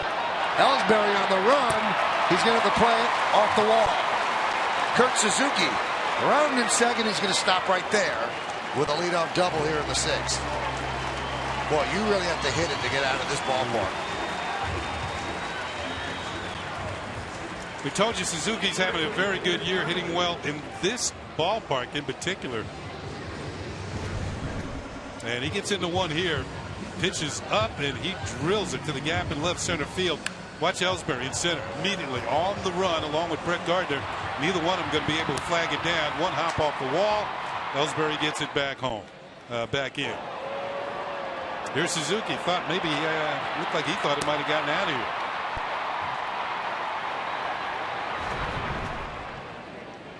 411 isn't even dead center. Suzuki came into tonight hitting .345 in this ballpark.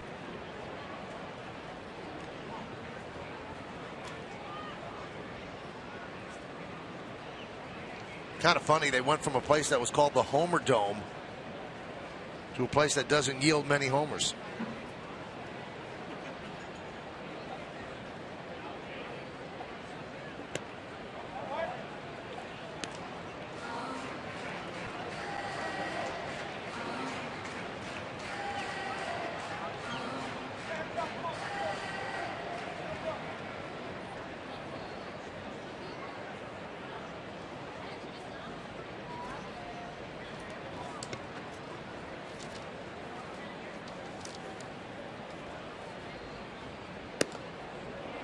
Could not hold up. 2-1. Got a two-seam fastball, some movement, darting away from the left-handed hitter.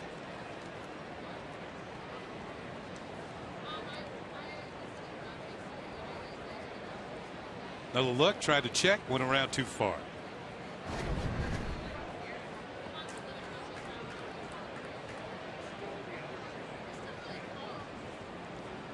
Pitch count's in good shape. 65 pitches here in the 6th inning.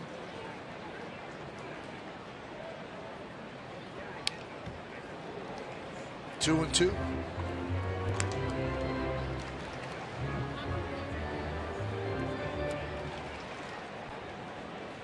Now the Twins have 7 hits in this game. We're in the 6th inning. The most hits Tanaka has ever given up in a game is 8. He's done that twice. Once against Tampa Bay in a game that he won, and once against the White Sox in a game that he lost. I should say the Cubs in a game that he lost. Grounded to second. Nice backhand stab by Ryan, and he gets Parmalee as Suzuki moves to third.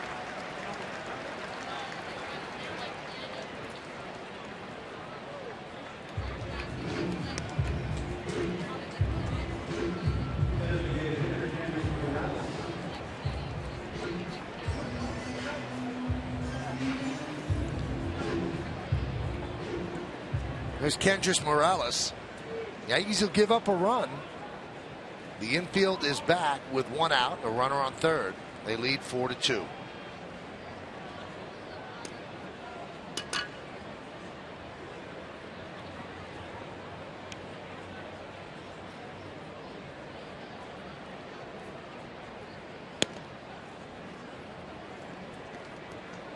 Here's where Tanaka usually gets pretty tough with runners in scoring position.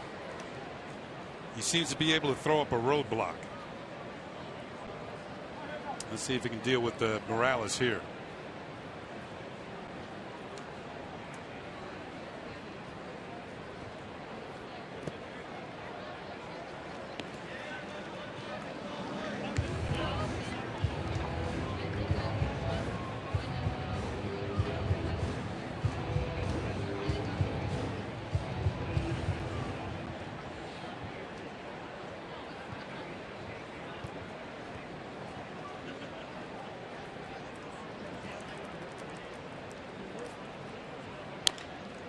Chop toward first.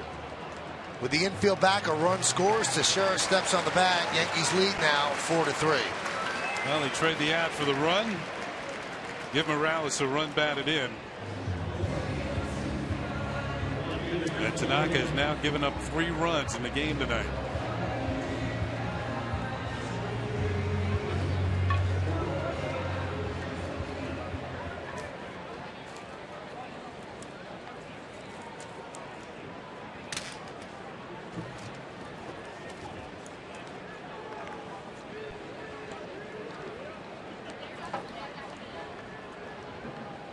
There's Josh Willingham.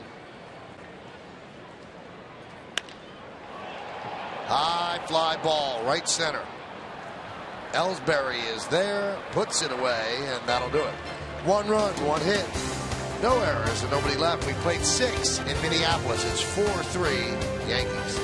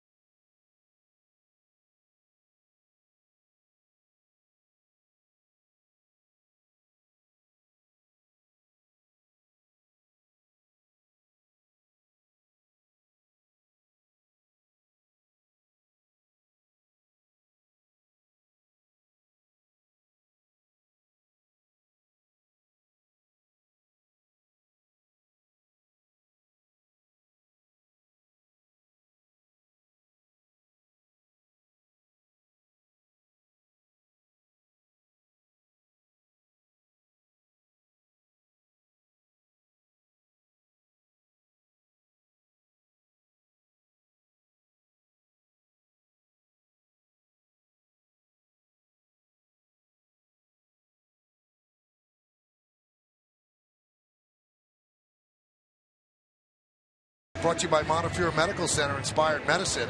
Joe Mauer went on the 15-day DL with a strained right oblique. He had started to really hit the ball. Started off slowly, had the average up to 271 with 28 ribbies, but had to go on the DL, which ruined any chance he had, which might have been slight, to actually be chosen for the American League All-Star team. Played in his hometown.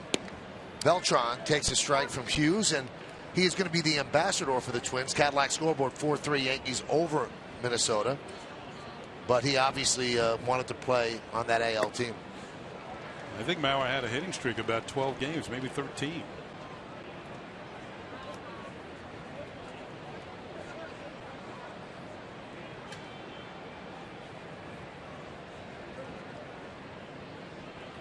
The 0-2.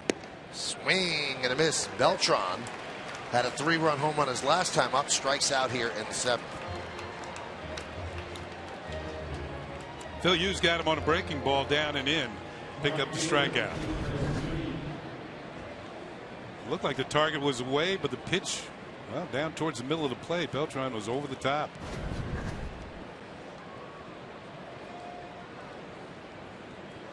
Here's Ichiro. He is 1 for 2 tonight.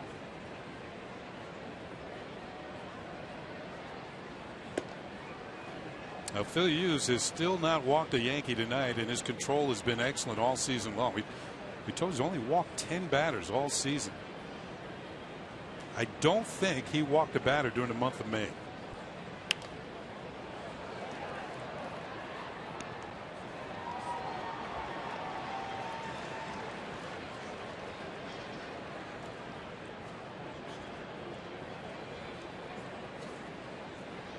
Yeah, Phil Hughes did not walk a batter in the month of May, had 24 strikeouts.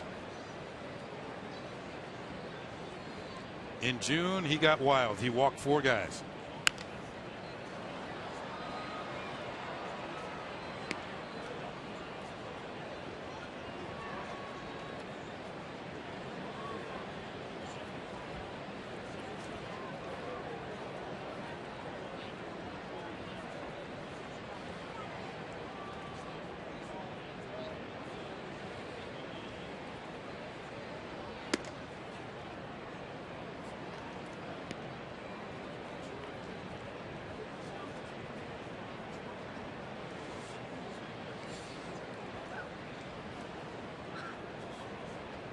The 2-2.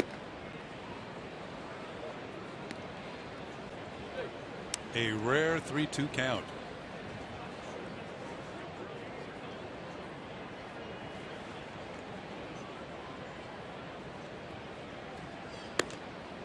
And Ichiro works a walk. See, Kenny, you mentioned it, and it happened. Well, his first walk of the game.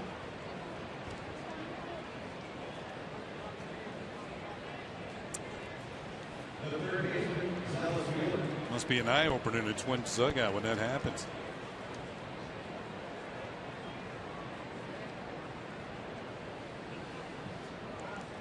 There's pitching coach Rick Anderson, longtime pitching coach of the Twins. Here's Zealous Wheeler. 0-1.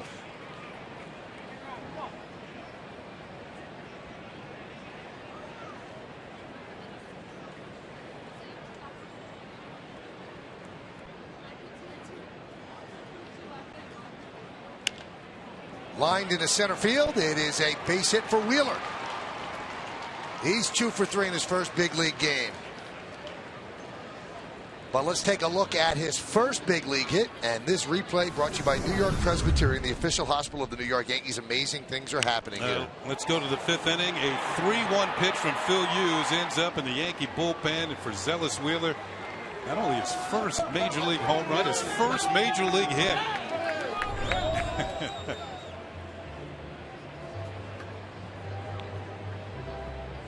If it takes 8 years to join the party, you want to make a real impression when you join it. Well, it means you want to stay around for a while. 100 pitches for Phil as Anderson talks it over. Yankees looking to give Tanaka a bit more of a lead, and there is action in the Twins bullpen.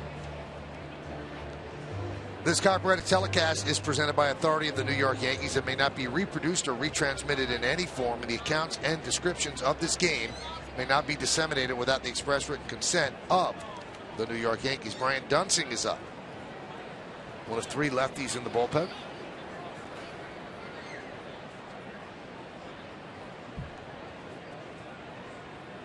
Ichiro is on second. Wheeler on first. Brendan Ryan at the plate. Grounded inside third and down the left field line. Ichiro will score. Wheeler goes to third. It's an RBI double for Ryan, and the Yankees lead 5-3. Well, the walk to Ichiro kind of set things up, and then the base hit by Wheeler, a little dunker, but this is hit hard. Brendan Ryan scorches one by the third baseman Plouffe, and the Yankees going to pick up another run as Ichiro scores easily from second base. This is the tack-on portion of the game, when you start to tack on runs with your lead. And the Yankees are now up by 2. And that's going to do it for Phil Hughes, as Ron Gardenhire will call on the lefty Brian Dunsing to face Brett Gardner. So Phil Hughes gives up 5 runs in 6 1/3. Runners on second and third, his responsibility.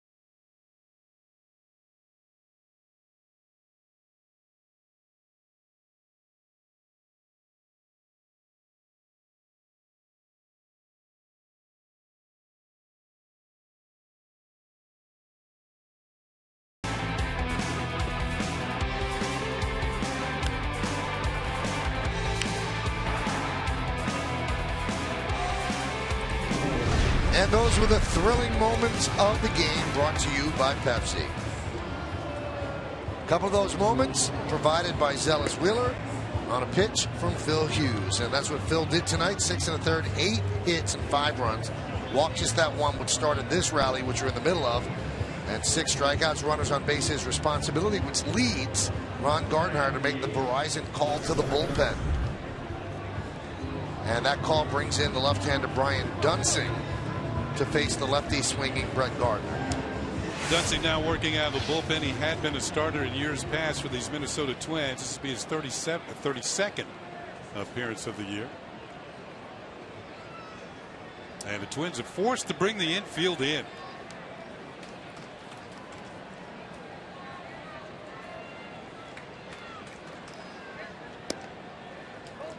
And a strike on the breaking ball to Gardner. Yankees up 5-3, top of the 7th inning. First game of a 4-game set. Yankees looking to snap a season-high 5-game losing streak.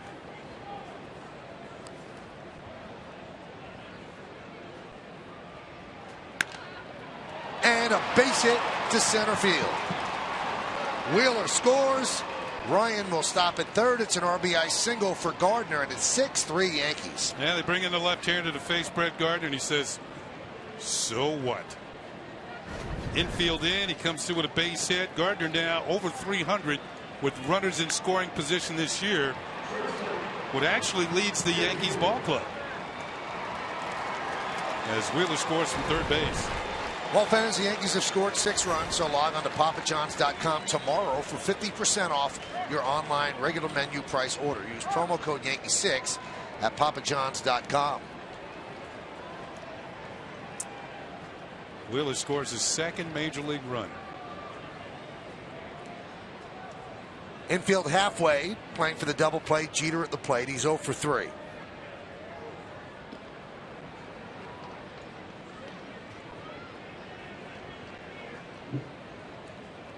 First place team in the East is Toronto. They are in Oakland tonight. The Blue Jays are. Top of the 3rd inning. Oakland leads 2-1 over the Blue Jays.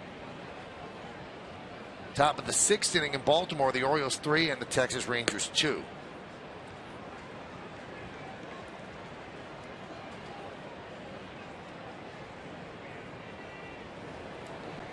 Anthony Swarzik now is up for the Twins.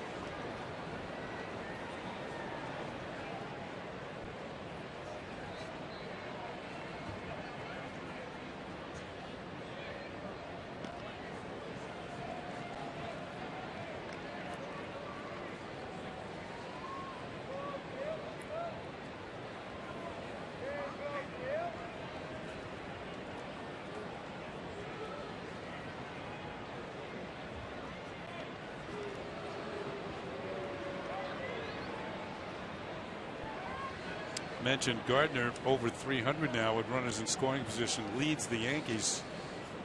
The captain 261 in these situations.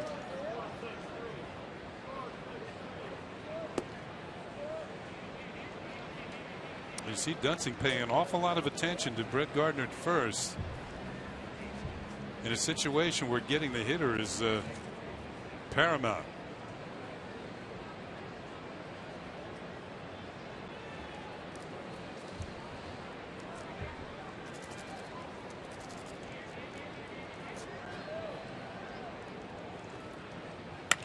Grounded up the middle.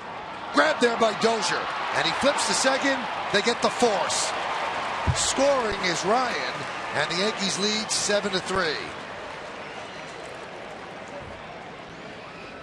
Well, Dozier with a good stop to keep it from going into center field.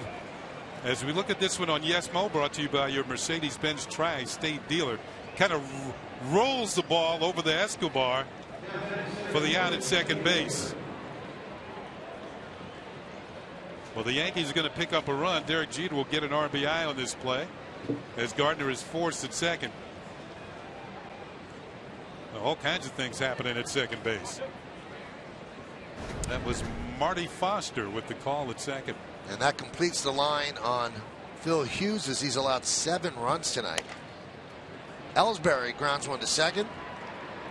And that will do it. But the Yankees get 3 more runs on 3 hits. 1 man left. 7th inning stretch time. 7-3 Yanks.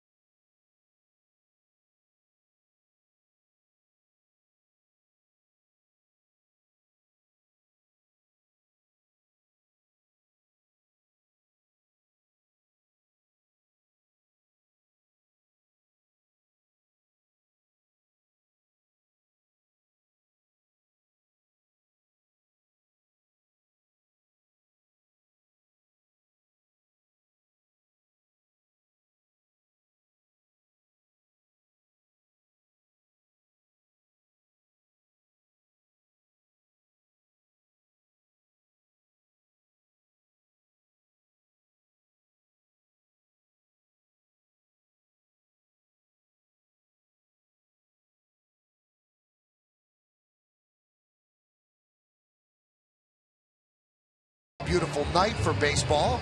So why don't we check out the game summary brought to you by your local Nissan dealer. Yankees lead 7-3, 7-9-0, leading 3-7-0. Beltran, a 3-run home run. Zealous Wheeler, a solo home run, his first major league hit, filling a lot of columns with 1 swing. Suzuki, Parmalee, and Morales of Minnesota, each with an RBI. So the Yankees finally give Tanaka some breathing room as he has a 4-run lead as he goes to the bottom of the 7th inning, and Arcia leads off and takes a strike from the Yankee right-hander. Cadillac scoreboard 7-3, Yankees lead.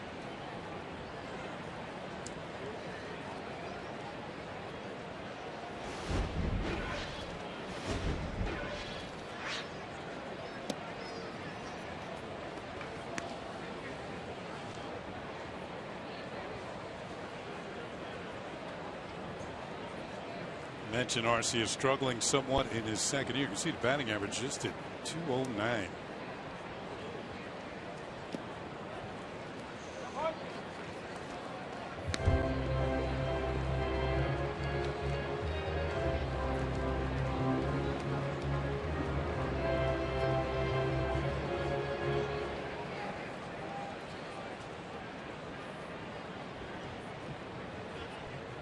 The 2-1.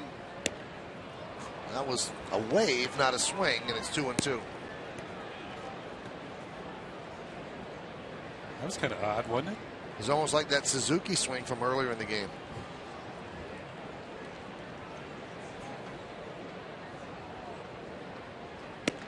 Strike 3. 1 away.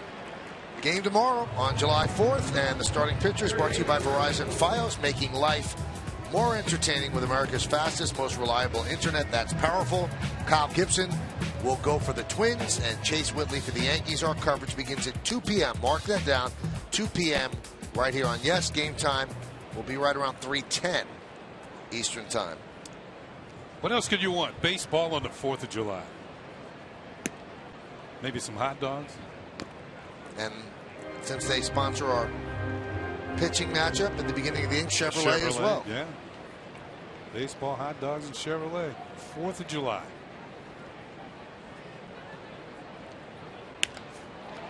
Line to left field. That ball is going to be a fair ball into the corner. Plouffe will go for 2, and he makes it. Bob Lorenz has something else to say. Let's check out what it is.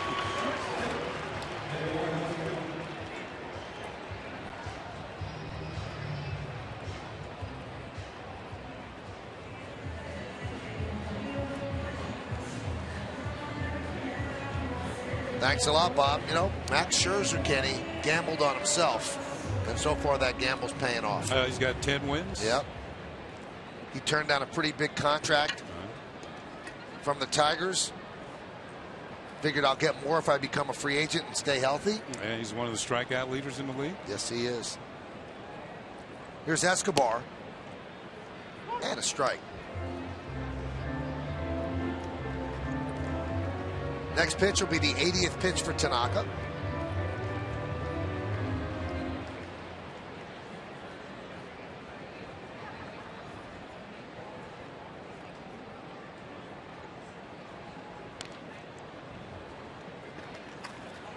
Count 0-2 on Escobar. Escobar has actually had a pretty decent year for these Minnesota Twins. He's career high in hits, runs, doubles, runs batted in, and walks. Switch hitting infielder.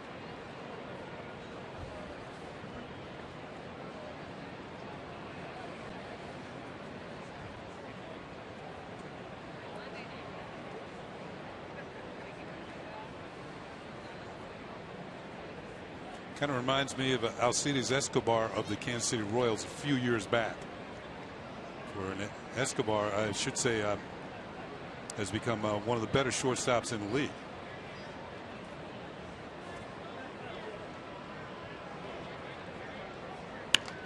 Served the other way, and that is a base hit. Gardner cuts the ball off. Scoring is Plouffe. That'll make it 7-4 Yankees. And the 4 runs, the most that Masahiro Tanaka has given up as a major leaguer. Yeah, 4 earned runs in a game. Well, that will break his string. It's 16 consecutive starts with 3 earned runs or less to begin his career. And the last pitcher to do that was Steve Rogers back in 1973 with the Montreal Expos. Now, as we look at this on Yes Mo, brought to you by your Mercedes-Benz Tri-State dealer, the effort by Brett Gardner in left field, covering a lot of ground and holding Escobar to a single.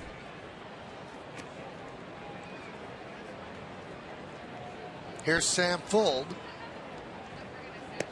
And the thing about Steve Rogers' streak, I was there. I was playing for the Expos in those days. And Rogers got called up in July. Made his first start July 18th against the Houston Astros and beat them 3-2 in Houston. And from that point on, never allowed more than 3 runs in a game over his next 16 starts. That went into the next season because he got called up in July. And we started calling him Cy, as in Cy Young. That's how good he was at the beginning of his career. Here comes Larry Rothschild. And also, the interpreter is making his way out so they can better communicate with Tanaka.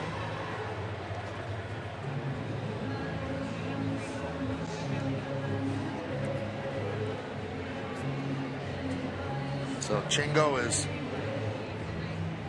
telling Tanaka what Larry Rothschild's saying. I'm sure that Tanaka gets the key words. As Dylan Betances, a couple of days off for him, heating up in the bullpen.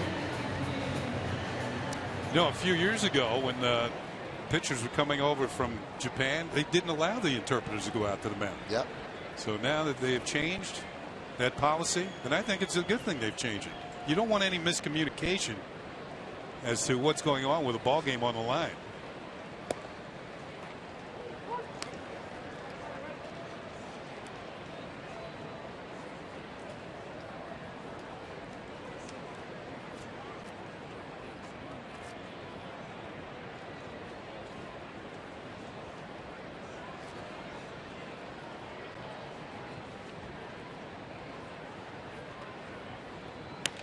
Line right into Sheriff, steps on the bag. That'll do it. So a double play to end the inning. So whatever Larry Rothschild said certainly paid off. 1 run, 2 hits, no errors, and because of the double play, nobody left on base. Let's go to the 8th. 7-4 Yanks.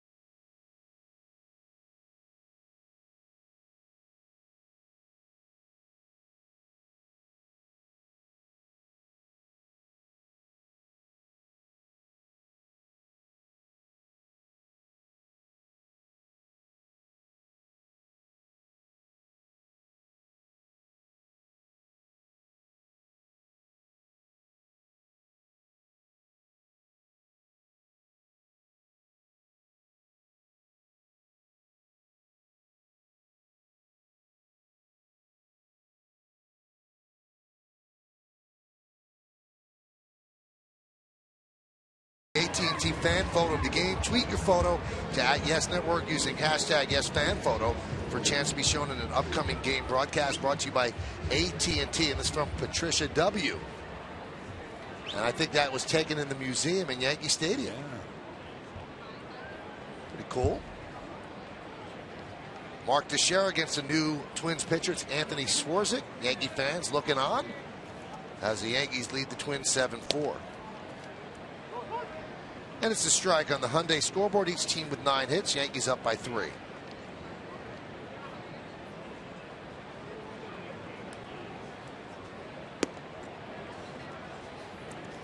Over the last few years, the Twins starting pitching really hasn't been all that good, so it's placed a lot of heat on their bullpen. Swarzak has thrown the most relief innings.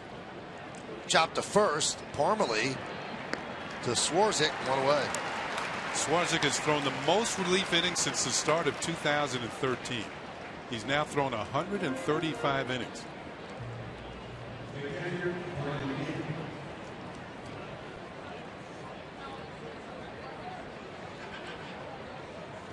In fact, this year the Twins starting pitchers earned run average is 4.82. That's the worst in the American League. So that will lead to a lot of relief appearances. Here's Brian McCann.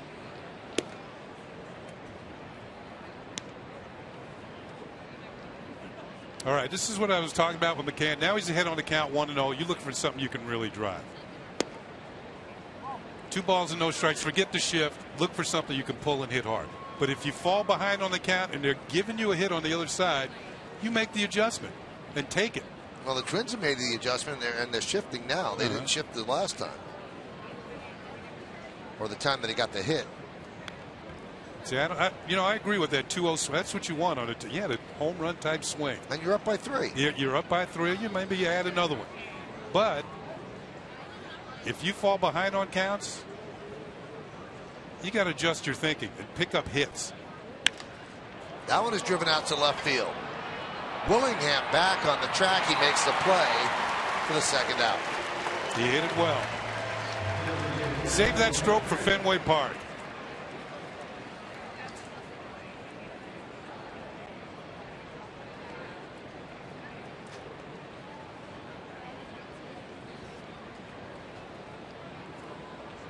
Well, the big blow in the game struck by this man, Carlos Beltran, as he gave the Yankees a 3-2 lead with a 3-run home run in the 5th inning. Kind of released some of the pressure of the offensive woes of late. Well, the Yankees have had a 4-run inning tonight, and they've had a 3-run inning for their 7 runs.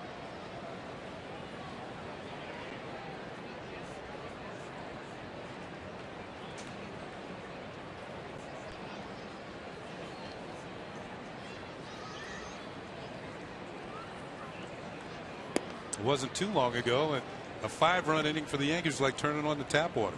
You know, it's just going to pour on out.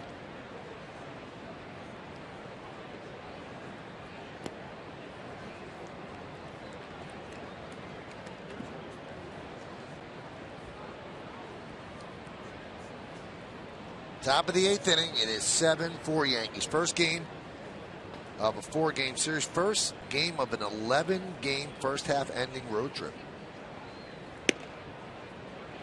A chance to have a good trip, build some momentum going into the All-Star break. Everybody can relax for a few days, and then come back and start getting it on for the second half.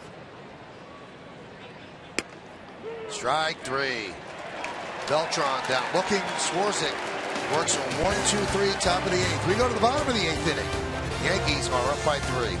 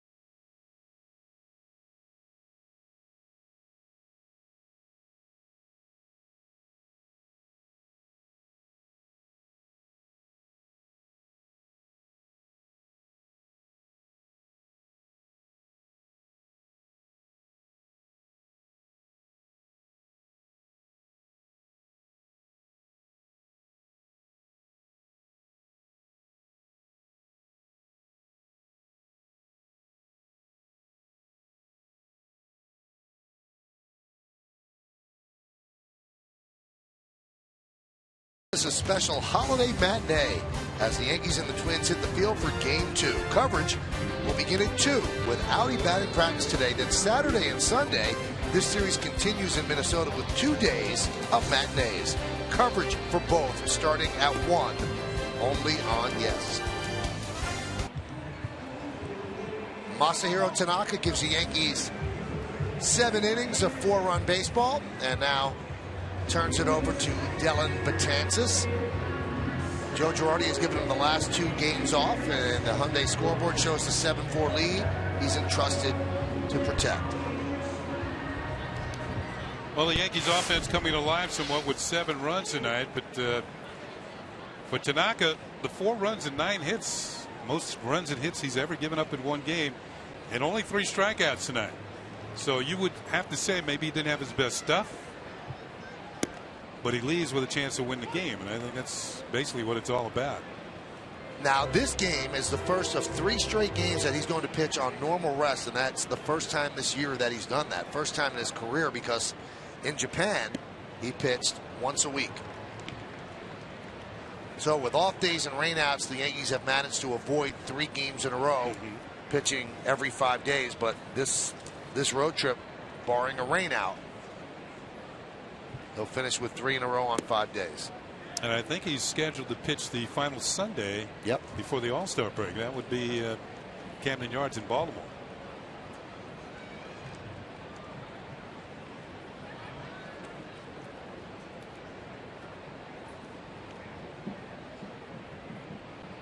The 1-2.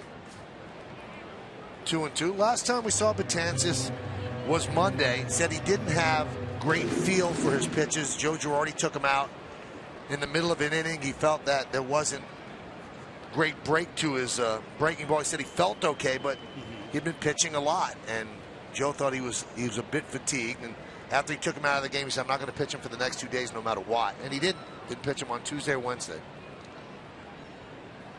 Swing and a miss. Oh my goodness! Did you hear the pop of the glove? That's his 77th strikeout. The rest has done him good. Let's listen to the pop. You should always listen to your pop. I saw where you went there. Here's Kurt Suzuki.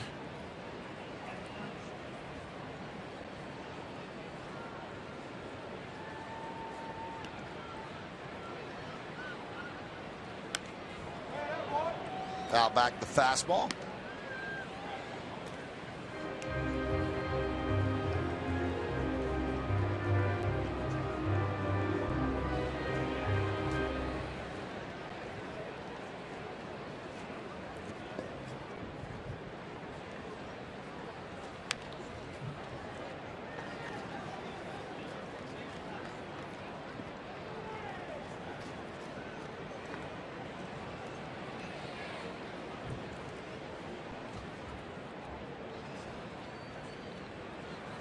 Here's a kind of a look at Betances. Maybe the camera is not quite low enough, but he's got to be an imposing figure on the mound for any hitter who steps in there. Driven out to right field. Ichiro for the second out. Yeah, Suzuki flies out to Suzuki.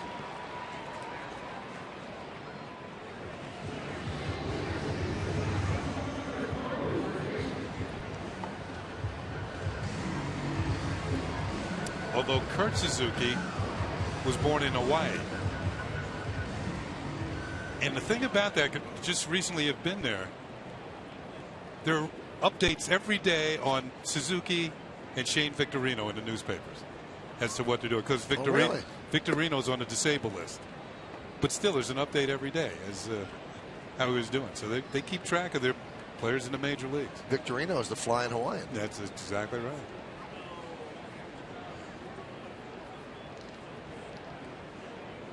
And if you're going to Hawaii, you're going to do a lot of flying.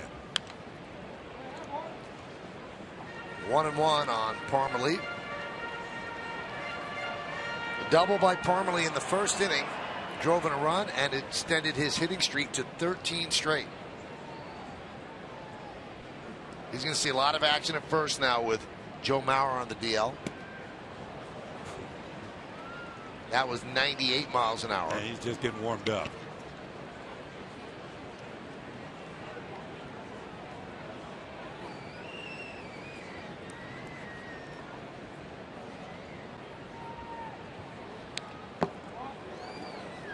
Foul back to breaking ball.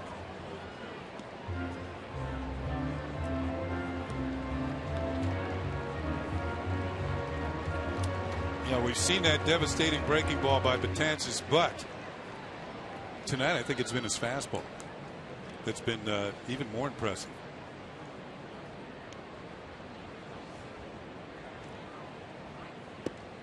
See, he doesn't seem like he has the feel for the breaking ball tonight. He's hoping to be pitching here on July 15th. Will John Farrell of the Red Sox choose him on the staff? He had a feel for that one. Yeah, he sure did. Freezes Parmalee with the breaking ball. So 2 more strikeouts for Betances. Now at 78 on the year. We go to the bottom of the 8th. Yankees 7-4.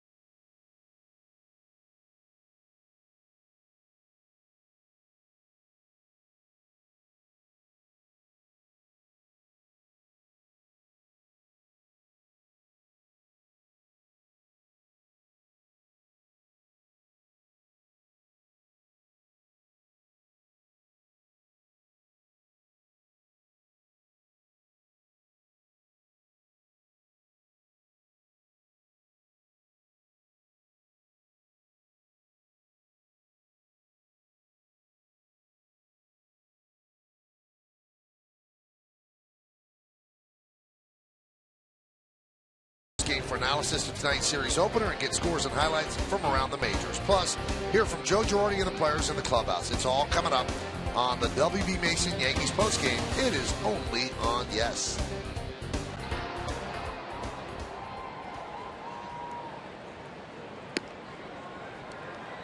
Pitch is high to Ichiro.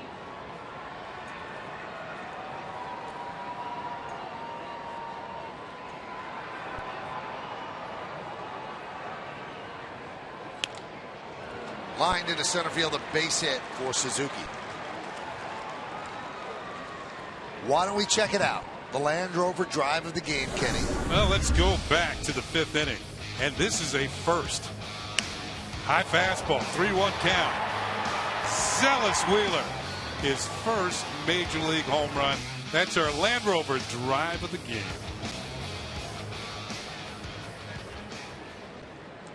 And he picked up a single and scored a run in the 7th. So he's 2 for 3 in his first big league game.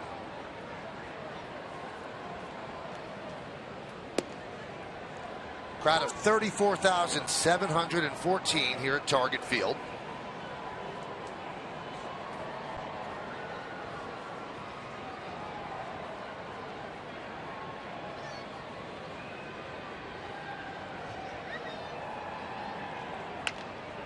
Grounded to short. This could be 2. There's 1 and there's 2.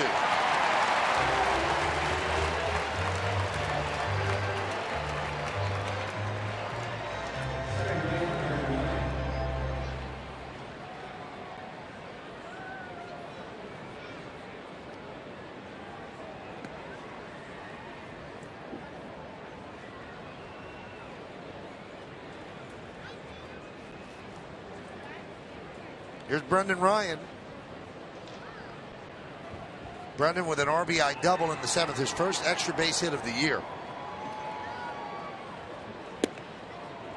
He does not get cheated up there. He cuts and slashes. You know, he's not wasting any time either. That first pitch within the strike zone, he's going to make a pass at.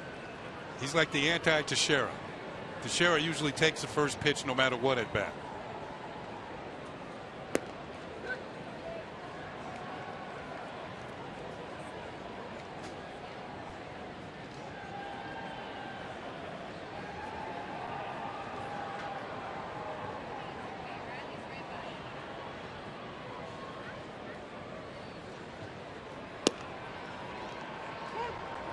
Fastball strike. Count 1-2.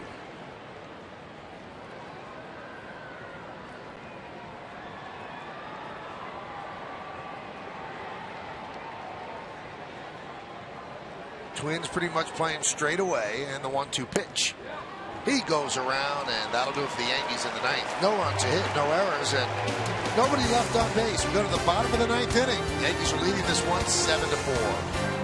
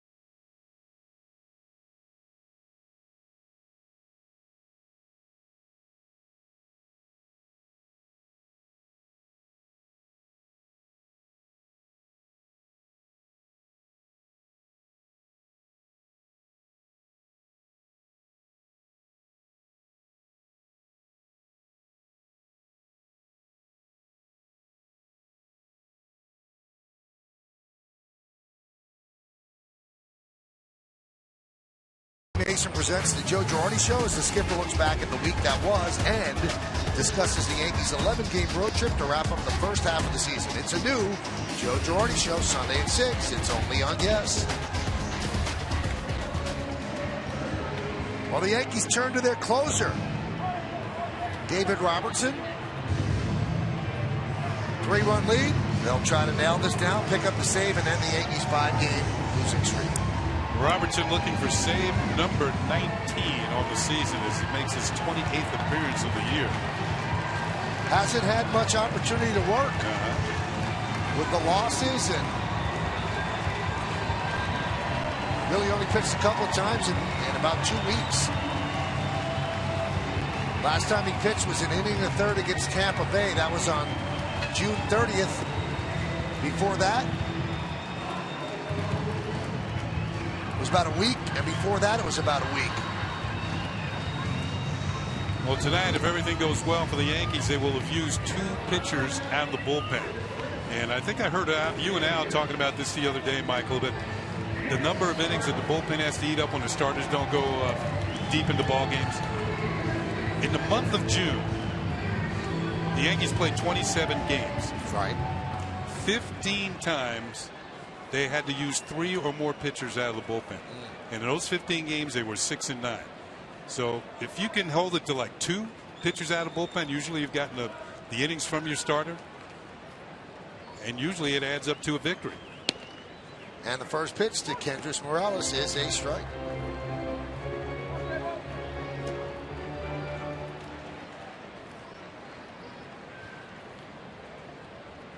Shift is on for Morales. Swings and misses through the fastball. 3 infielders on the right side. Zealous Wheeler moves from third to short right field.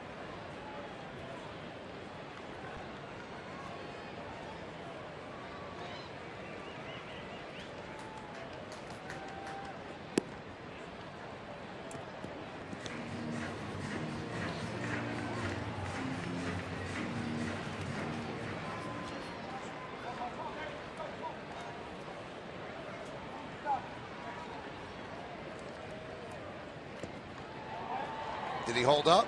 Yes, he did, said Rob Drake, the third base ump. So the count 2-2 on Morales. It'll be 4, 5, and 6 in the Twins order as the Yankees try to get back to 500 and snap the losing streak.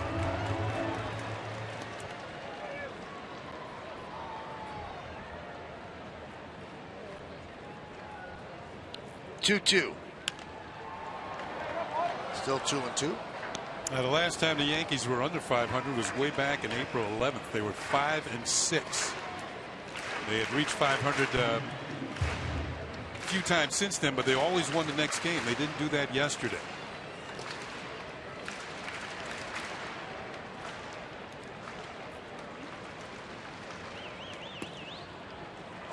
My point about the way this first half of the season has gone, and the reason why the Toronto Blue Jays are in first place in the division, they've been the only team that's really had a sustained hot streak. They had one of them that propelled them in the first place.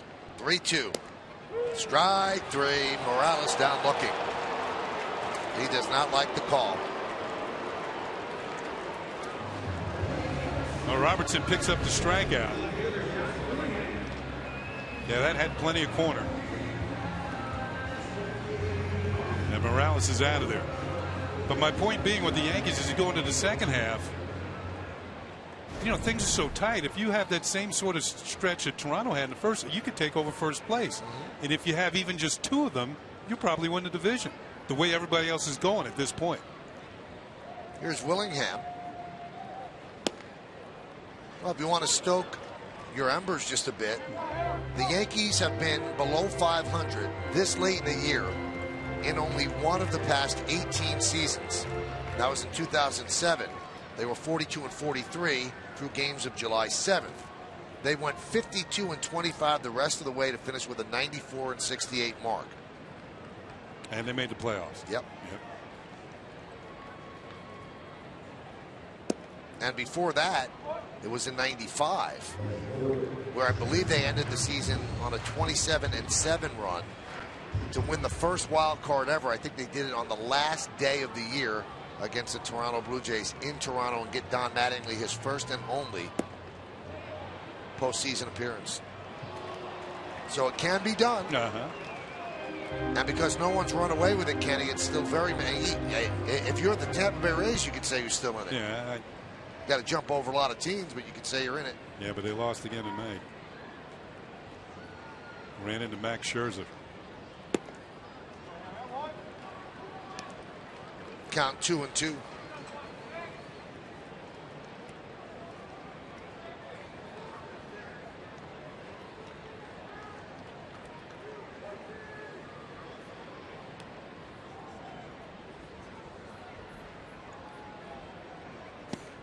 Strike 3. Willingham down looking. And the Twins are down to their final out. Each time it's been a well-spotted fastball for the first 2 outs here. A good job by McCann of a presentation to Alan Porter. Willingham might have thought this was a little low. He might have had a little beef here. But watch the glove of McCann. Just pop up just enough to get the call strike 3. So Willingham might be able to say he was framed. Here is Arcia, who is 1 for 3. You ever see those movies, you know, the prisoner walking out of the court? I was framed. I didn't do it. And they usually did. 7-4 Yankees lead. Count 2-0.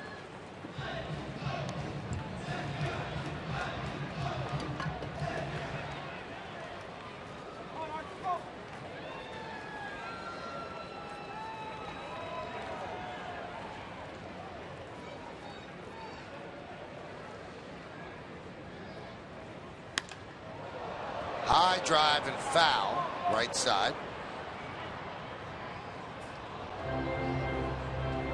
I bet you those people didn't think they were getting a foul ball tonight.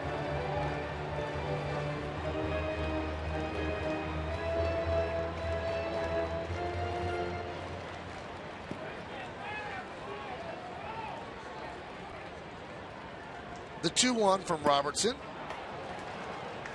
Got a good fastball tonight, 2-2.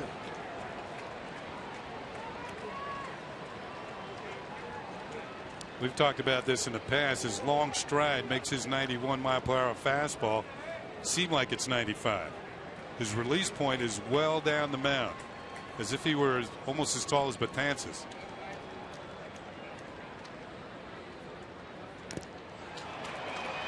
Foul ball just to stay alive. He just got a piece of it. You know, we talk about Betances possibly going to the All-Star game. Guy on the mound has had a really, really good year. His first year as a closer. He also has to be considered for the American League All-Star team. Yankees bullpen, the most strikeouts in the major leagues, with 4 more tonight. 305 strikeouts out of the bullpen, led by Betances and Robertson.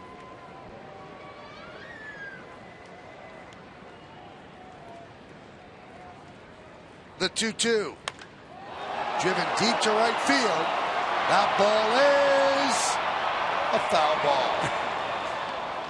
Joe West signaled foul, and at the same time, so did Mark Teixeira. But Arcia was signaling fair. But 2 out of 3 usually wins. That's what Meatloaf says. There's the drive.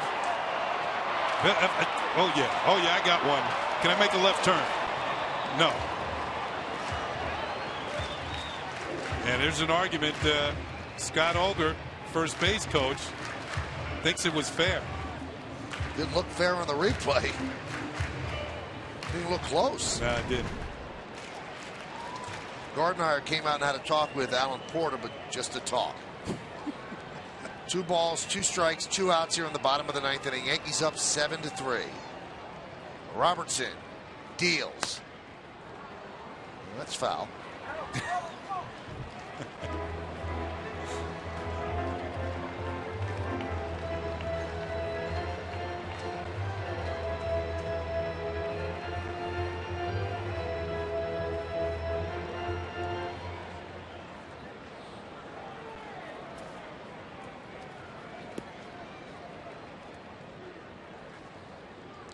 The 2-2 just missed, and the count is full at 3-2.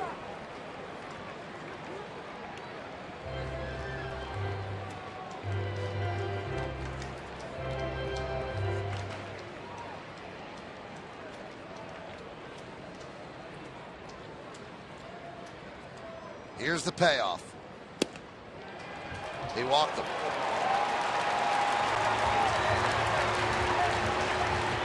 So the Twins still alive with a 2-out walk by Arcia.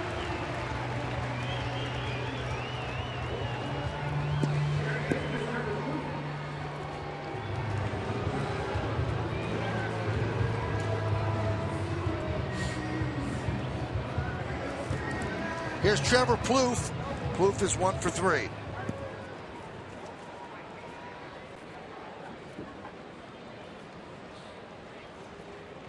Yankees with 10 hits, the Twins with 9. They do not hold Arcia on, and he'll go to second.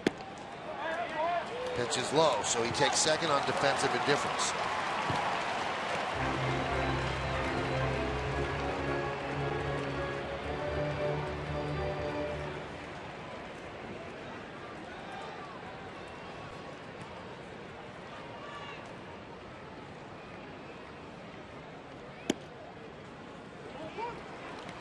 Count 1-1.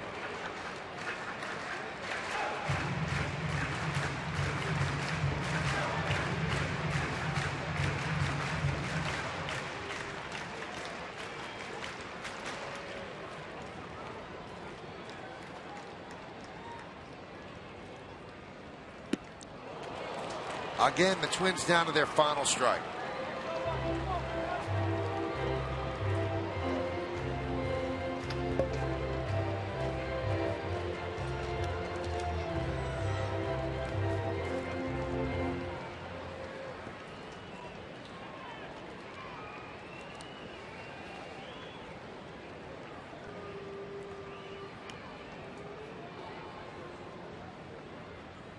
And the pitch. Strike 3. Ball game's over. And the Yankees break their 5-game losing streak and win this one 7-4 to start off this series. end this road trip in proper fashion. And that young man has to be pretty happy. First big league game, 2 hits. First big league hit was a home run. And he is part of a winning situation. Boy, I don't think he's going to sleep well tonight, Kenny. He's just going to keep seeing visions of that home run. Well, I'm sure he's got a lot of text messages, and his cell phone's been blowing up, and he'll have those messages waiting when he gets back into the Yankee clubhouse. Well, the Yankees really needed this one.